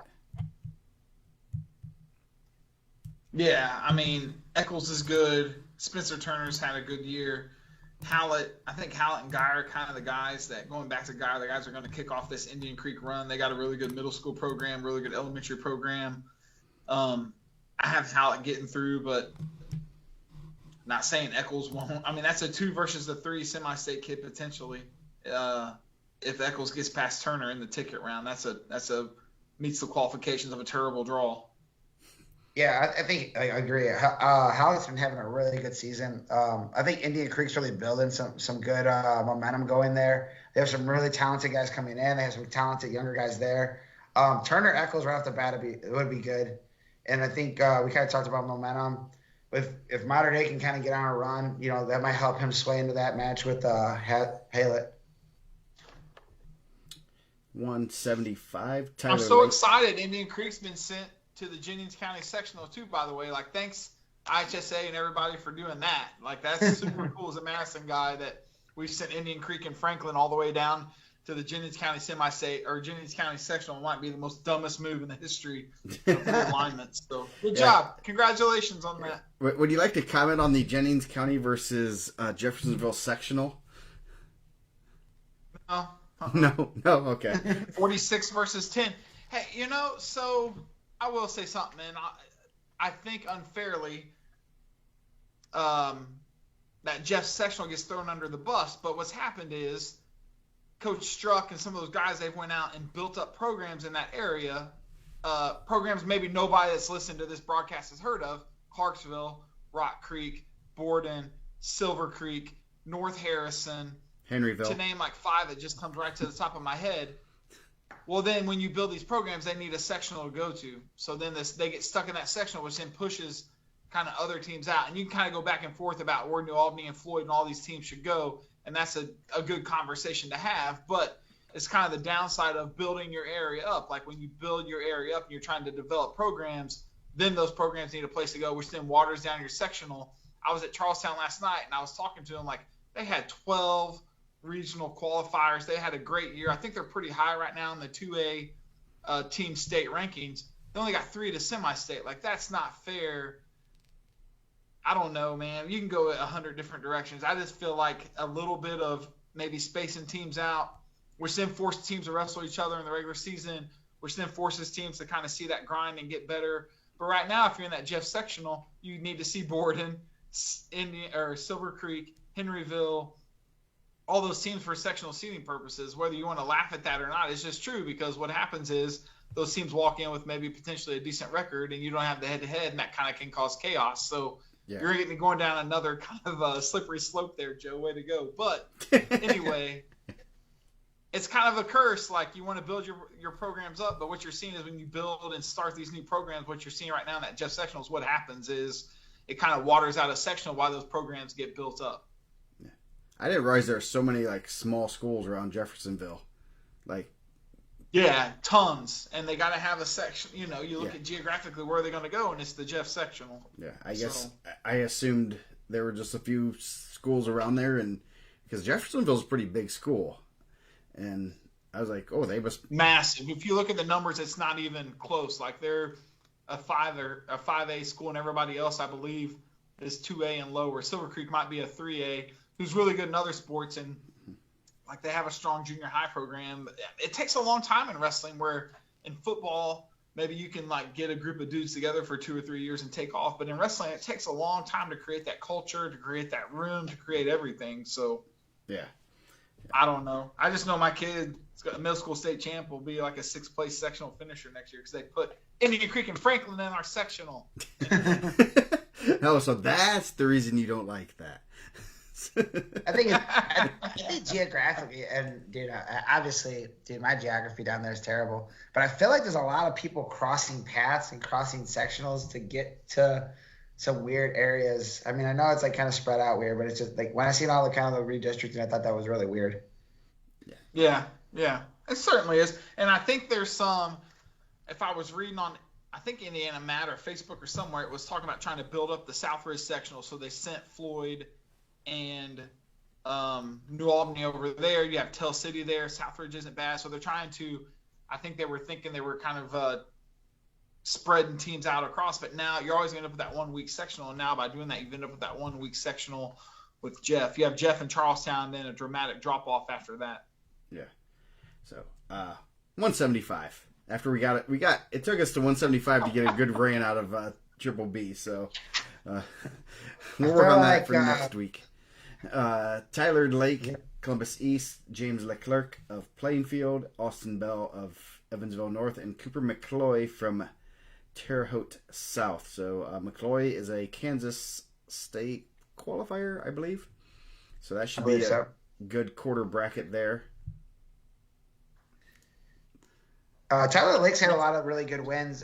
He was having a lot of notable wins, whether it was matches or he had a couple wins late. I don't think he had the Al Smith that he was looking for to get into the rankings.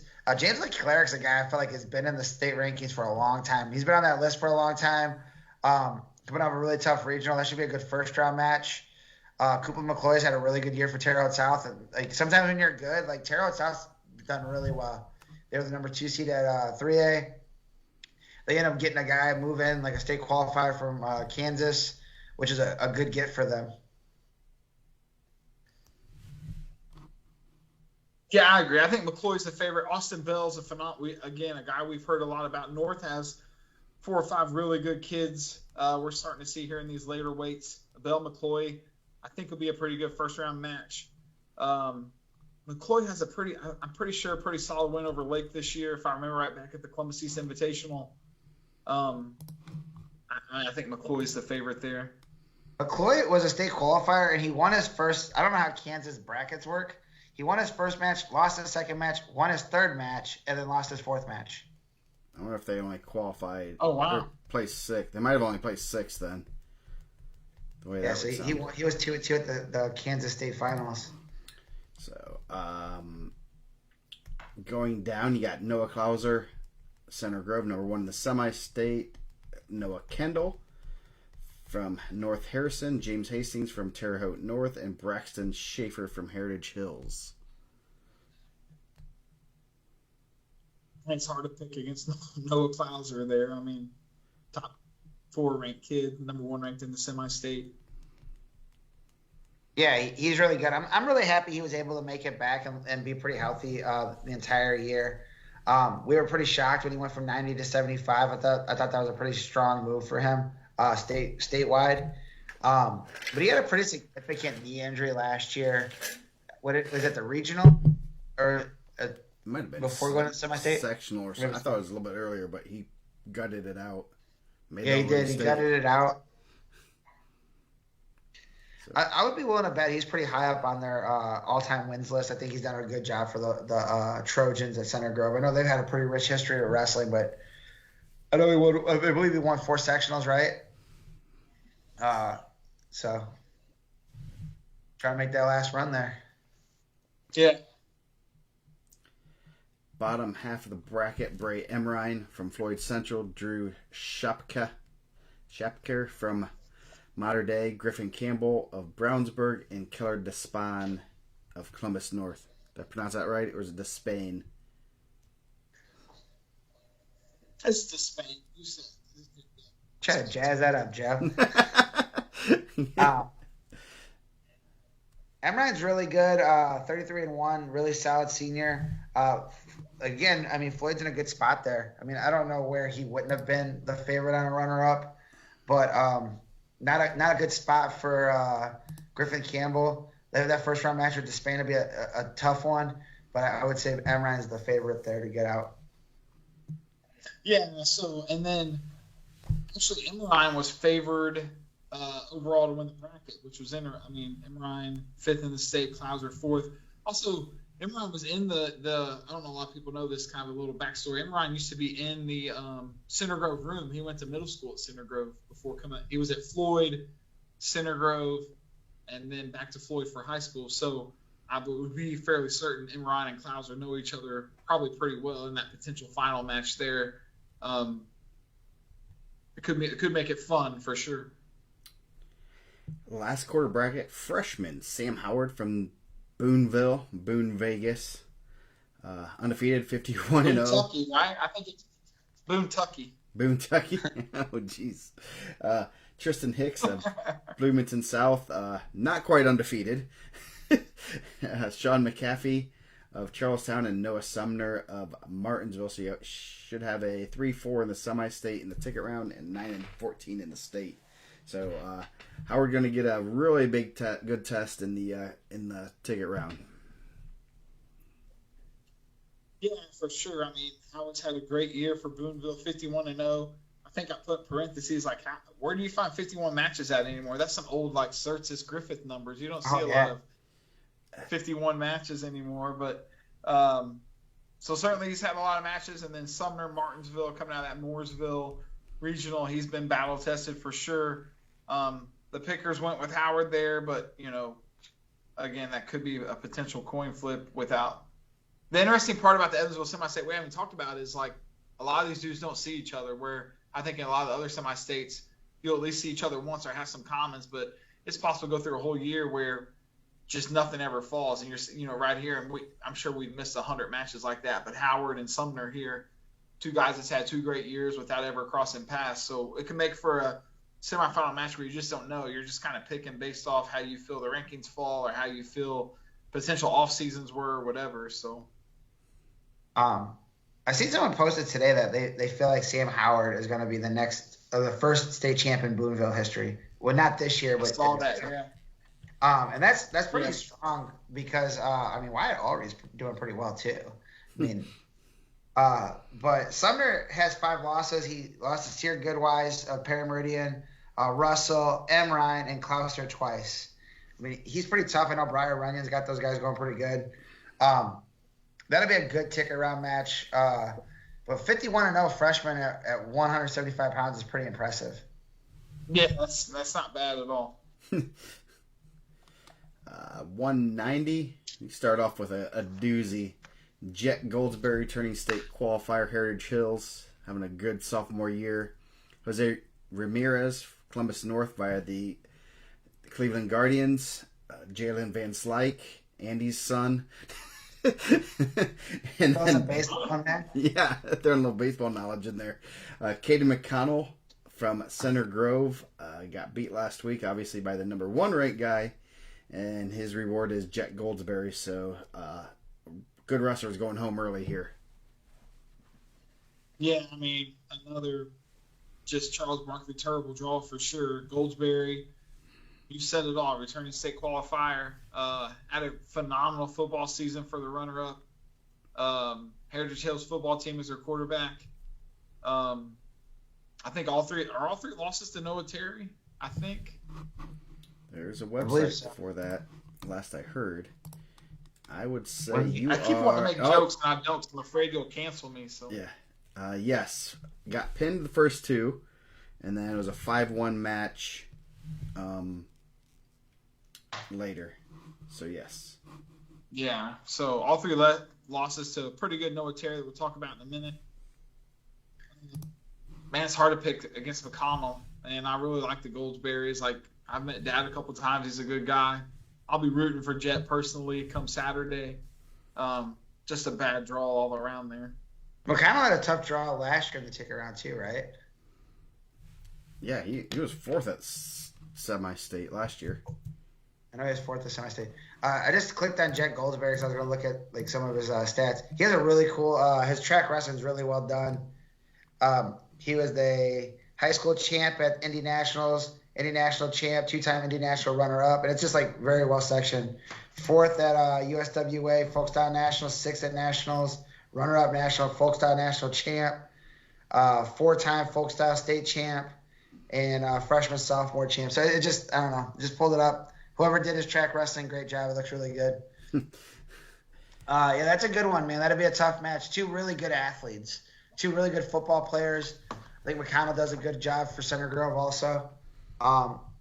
Center Grove needs that match. They need McConnell's points if they're going to contend for a state title. Yeah. Returning runner-up, obviously, they're going to need those points. Going down, you got Lance Jones, Franklin, Senior, Kevin Acton from Vincent's Lincoln, Cameron Biven from Pike, and Colin Cassad from Terre Haute South. We've been talking a lot about Terre Haute South, and Cassad's in a real good spot right there. Yeah, I mean, I think Cassad gets out. For Pike, we've been saying his name, I think, for 2 years now. Cassad, 35-2, ranked 11th in the state. I think he's the one that punches his ticket in that quarter bracket. Yeah, I think we didn't talk about it with Coy Bender, but that started kind of that run for Terre Haute South, where they're really talented at those spots. Like going up to heavyweight, they're pretty good. I think he's in a good spot. Lance Jones, Franklin Community, 24-14. I think Franklin wrestled a really tough schedule. That'll be a good one in the ticket round. Last half bracket, Noah Terry, Tell City, number 6. He has number 18, Braxton Lewis from Cascade, Caden Thacker from Mater Dei, and Cody Shoemaker from Jeffersonville. So that should be a pretty good first round match, and the other guy with a semi-state ranking and a ever elusive Greco City Jeffersonville guy. Yeah, I mean, Terry's really good. I was gonna, I watched him and Henry wrestle in December, and it was like at one point, I mean, we're talking down to the absolute wire. He lost 8-7 to Henry. One of the better matches I've seen this year. So, like, no disrespect to Lewis Thacker Shoemaker, but Noah Terry's the real deal. Like, he's really good. I'm excited to see that Terry-Henry rematch in the semis. I think Braxton Lewis, it's good to see him back too. I think he was injured last year, right? He had like a broken ankle or something at sectional. Ooh. He had something where he was out, but I don't think he had a lot of losses last year. I think he was in the rankings last year too. Really, really tough Mooresville Regional there, coming in fourth, and that's probably of the ones that you could have got. I mean that's a tough one. You probably look at that and you're like, man, that's the one I don't want. Noah Terry or Jack Goldsberry or Lance Jones. Pretty sure I know which one you want. Yeah. Right.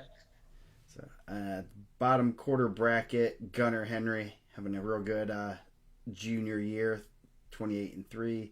Spencer Fain from Floyd Central, Colin McMahon, a real good freshman for Columbus East, and Jiron Kearney. So all underclassmen there at 190. That's pretty impressive. Yeah, you don't see that a whole lot for sure, but I think Henry, like I said, I'm jazzed for the Henry Terry rematch in the semis. So yeah, I agree with that. 215, Kellen Fellier from Franklin Community. Floor. Having a real good freshman year, regional champ. Comes in there as the only one with a number beside his name, so that's pretty rare to have a freshman at the 200s qualify. Noah Owens from Southridge, Aiden Beatles from South Putnam, and Oakley from North Posey. So that's going to be an interesting quarterback. I know we have not. I'm pretty positive we have not had a state placer as a freshman at 215 or 220, if I'm not mistaken. Maybe. I don't know if so. I know the Beatles got the votes from the rankers, but the TripleB guarantees Kellen Fallure from Franklin Community. We got to see Tante in a suit in Evansville, right? Like, this would be the last chance. I think Fallure makes sure we see the wild, crazy Tante suit. So I have Fallure getting through while the Pickers went a different direction. They all liked Aiden Beatles from South Putnam. Yeah, I like Fallure there too.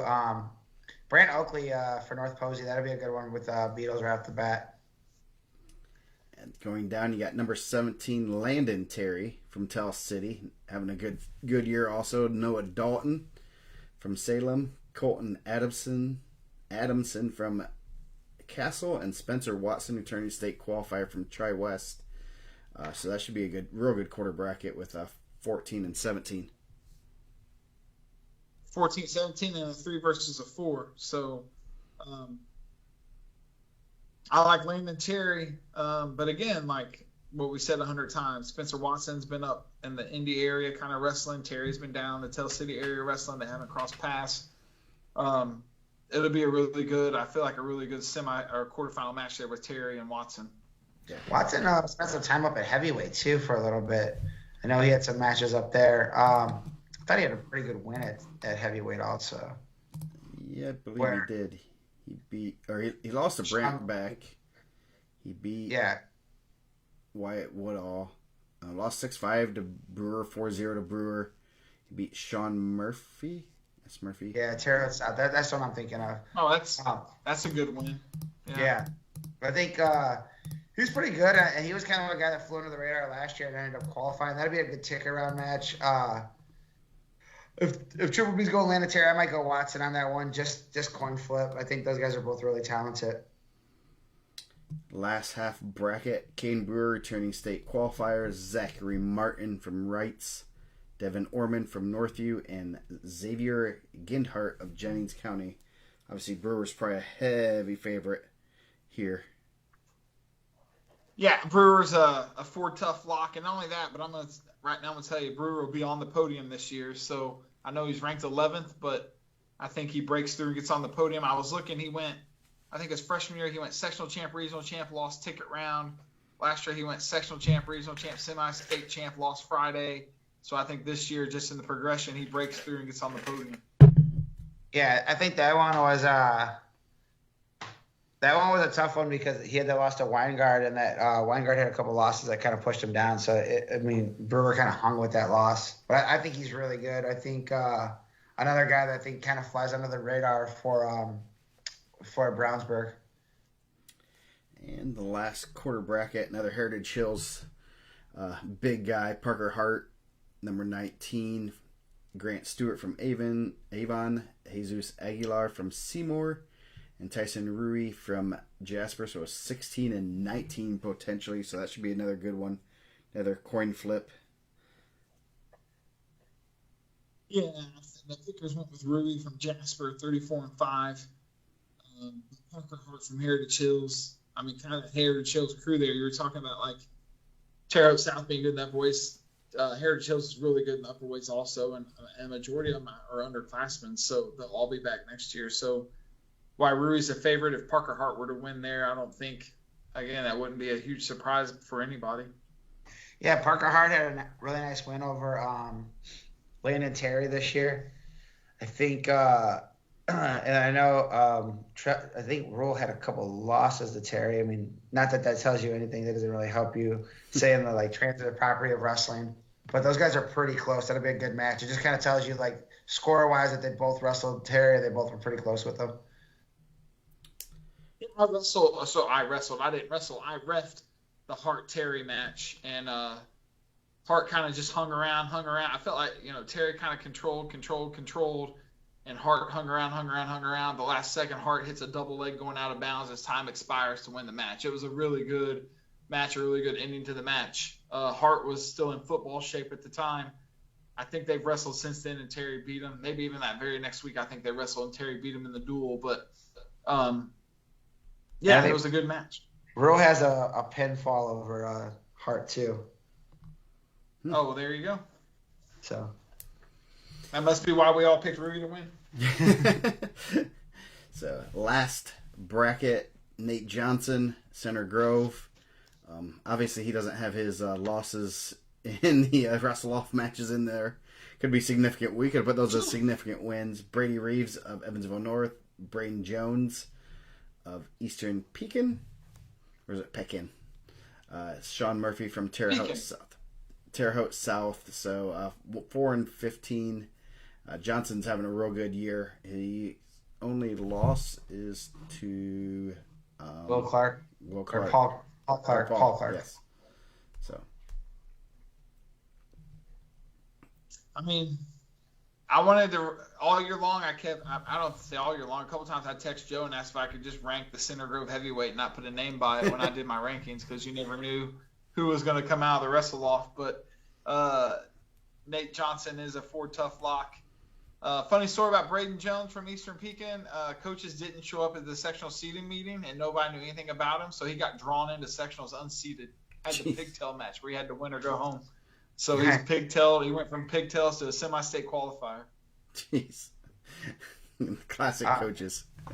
Nate Johnson has the best too, right? I think I heard they even called. I think they called the coaches and asked for his record, and they didn't know. Like, we don't know his record. We have no idea. So. Oh, my God. Jeez. Hey, he ran into semi-state, and obviously he doesn't. I'm sure they're not doing any.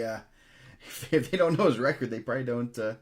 They're probably not scouting Sean Murphy or Nate Johnson. So that, hey, going as a wild card. Ignorance is bliss sometimes, fellas. That's all that matters. Sometimes Yes. You gotta beat everybody. That's the best way to go. Yep. Going down, you got another Heritage Hills guy. No wonder they're good at football. Their guys, all their big guys are good. Hayden Smith coming in with one loss. Javian Jones, Decatur Central. Brandon Brewer of Northview, and Brody Stevens. Is Brewer related to the Brewers of Brownsburg? I don't know. Have to see if he's got some peanut butter and jelly in his DNA or not. I don't know. I have to find out. So, Hayden Smith's having a real good sophomore year, 30-1 at heavyweight. Yeah, 30-1 as a sophomore at heavyweight's pretty impressive. So. Yeah, I think TripleB kind of hit it on the nose. Heritage Hills has some really good upper weights, and Hayden Smith's one of those guys. It'll be interesting to see if those guys start growing into each other and moving the guys around. There's not a lot of buffer room up there, but he's put himself in a good spot. Winning the regionals, having a really good season. Last half bracket, Ben Land from Jeffersonville, another really good heavyweight in Jeffersonville history. Dylan Hale from Owen Valley, Austin Cox from Castle, and Joseph Orzadere, or that's his government name. I've been waiting for that one all night. What is it? Ola Uwanga Benga or Sangre? Oluwagbanga? I like it, man. Double O's. The triple O. Oluwagbanga Osadere, the Oriole, right? They're the Orioles? Triple yes. O. Triple O. Triple O versus Triple B. Let's go. Big two heavyweights. Yeah, he's a pretty big heavyweight, and that should be a real good ticket round match there.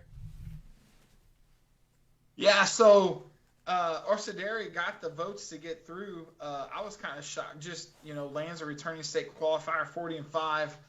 I've watched him wrestle a couple times this year, but Orsaderi with a mini kind of upset picks anyway to get through. But, Ben Lands, again, I talked earlier with Slaughter or one of those other guys. He's a thrower, man. Like, Orsaderi comes in too much, it's going to be lights out. See you later, so. He's a big, strong kid. I'm surprised they haven't seen each other. Really saw each other last year. Ben Land's really talented. That'll be a good one. When it gets the rankings, man. Wasn't Ben Land was he an All-American, Greco All-American? No. He might have been like when he was younger. Might have been when he was younger, but not like Fargo. So, last quarter bracket, Justin Brown, Floyd Central, Cameron Carney from Jennings County, Keegan Mowry Shields from South Putnam, and Gabe Veek of Vinton Central. So Brown's another Floyd Central guy putting himself in a good spot. So Sisson, man, the bracket gods blessed Sisson in about 9 out of 10 weights. Yeah, man, the Brown's good, though. Brown's had a couple wins over Land. I think I read somewhere it's just his second or third year of wrestling. Oh, wow. Yeah, and I mean, again, because I'm out reffing, I reffed Land. I was the assistant ref for Land Brown in the duel, and Land's aggressiveness, and Brown was able to counter it. I think Brown won like 16-5 or something, but it was all just counters. So yeah. Brown's good, though. I mean, he's had a really good year. I was really impressed. I mean, 31-3 at the schedule they wrestled at, and he only wrestled for a short window. I didn't know a lot about him, but as results came in, you're like, man, those are really good wins. Yeah, he has a pretty good resume this year. Beaten Land twice, beat Sean Murphy, Orzadare, lost in 7-2 to Nate Johnson, lost 8-6 to Jose Smith. So that's a pretty solid resume. Really, really solid. So that's our brackets. Didn't take us too long there. What Brown's his third year, so from John W. Brown. I'm assuming they're related. Oh, that's pretty accurate. They may or may not. Allegedly, they are related. So, TripleB, good having you on. Any other tips, wisdom, anything else you want to rant on? Are you going to get back on next week to give us the Evansville preview of, We'll see if I can work you guys into my schedule or not. I'm busy. I'm a reffing man these days. I'm out collecting checks and dropping stalls and falls. So stalls and falls. What night I can get worked in. Just the kind of the same disclosure I always give every year, and that is parents don't take it personal. I always have a rough time. I don't have a rough time as much as I used to, but telling 14 or 15-year-olds you're gonna get beat, you're not favored to win. I used to find that a heavy thing to say, but we're just trying to promote the sport of wrestling, promote Indiana wrestling. I'd like to see them all win and go on. I love it when a parent comes up and says, "You didn't pick my kid to win and he won." And usually it's in good fun. I think people understand that we're not ball busters or anything. We're not actively rooting against kids or anything like that. So come up and say hi, shake my hand. If your kid wins and I didn't pick him, kudos, hats off, man. That's awesome. I'm super proud and super happy. I'm a dad too, whose kid wrestles and competes, so I get it. And just great time, man. Saturday, I love the Ford Center. I love semi-state. I'm so excited that it states at the Ford Center this year. I can't wait, man. Mrs. TripleB is going to her first semi-state ever this year. Nice. So I can share beds with Joe Caprino next weekend. I think it's one king size that Joe and I are sharing next weekend. So that's going to be pretty exciting. Oh, we didn't tell you that we have 4 rooms for 5 people. And so the 2 worst semi-state rankers have to shack up. Ooh-wee. So Mike and I are sleeping together? You already telling me that? That's how I'm not saying who. Caleb and Howie's got it on lock, so I know it. I just know Caleb's on fire right now, so you guys are going to be hard to... He really... I think this is Caleb's tough round, though. Yeah. I think, and kind of go off what TripleB was saying, doing the rankings is a lot of fun, and it's really cool. You meet a lot of people, and you're right. We're not out here actively going against anybody, but we definitely feel at the end of the day, you want to make sure that people are having a good time. That with the rankings, it's just got a reflection of what you've already done, right? It's not hey, this some people well, that's your opinion. We let the results kind of do it, right? And then there's times like we said earlier in the show, that we might just say, hey man, you go one way, I go the other one. One of us will be right. And, I think. And I'm struggling. Go ahead. Go ahead, Mike.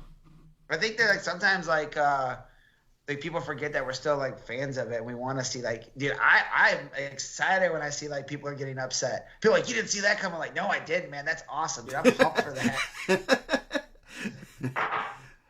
Yeah, no, we're I mean, we cheer. And I don't know what next year brings either with my kid wrestling.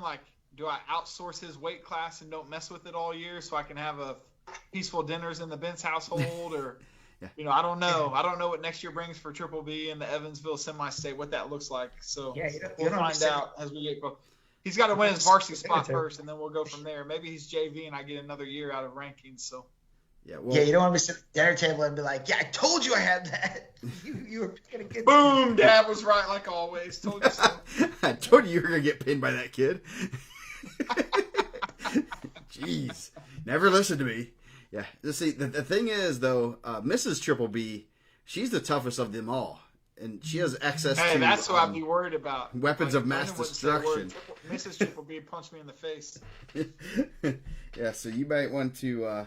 So just as a heads up, when you do see Mrs. TripleB, she's the one that is the toughest one in the family. So she's definitely one of the more vocal ones, right? Yeah. Yes. So that's the one you don't want. That's the one. If you see her coming, you're in trouble. I just know I can fend her off with IndianaMat gear because that like puts her in a happy place.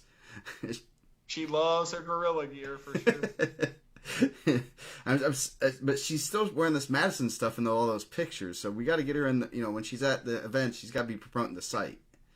So she'll have it on this weekend. She'll be in IndianaMat gear this weekend for sure. Okay, good. So, I guess do we have anything else to say? Mike and I will be back tomorrow. We're gonna pound out 2 semi-states in one. We're gonna start early, man. We're gonna probably try to jump on at 6 hour time, which or maybe even earlier than that. These are going about 2 hours. Yeah, we can go a little bit faster. With 2 of us, it's not as much back and forth, so it shouldn't be too bad. So we'll get them out. We might actually do kind of 2 shows. I was thinking maybe stop 1 show, and then that way they're separated on the podcast thing. So, yeah. But we'll figure that out tomorrow. Early show for Newcastle, late show for the region, man. We stay up late out here. Yeah. It's 11 o'clock for you guys. It's only 10 o'clock for me. Yeah. So thank you, TripleB, for joining in. We look forward to, I'm sure you're excited for 2 weeks of Evansville, and I'm excited for 1 week. So I can only take Evansville 1 week a year. So I guess I'm not going to be able to go to the Nut Festival. Maybe next year. It's in October. Maybe. People love, dude. Honestly, like talking to people this week, they're really excited that you're coming on, man. You're a fan favorite for sure. Yes. So. People in the region too, man. Like it was like, oh man, when you guys getting Bent's on? Like, is he gonna do the semi-state? Like, yeah, he's going on Wednesday, bro. I do a show every week. You don't want to say nothing to me? And it's like my brother's saying that. Hey, I'm a man of the people, man. Hey, I love the region. People don't know, like, Chicago's my favorite city. I'm a Bears fan. My wife was in Chicago when I met her. Like, I love Chicago. It is maybe after Evansville, Chicago kind of fall in there somewhere together. So nice. Wow. So well, we're gonna get out of here. Thank you guys for joining us. We'll see you tomorrow. Have a good one.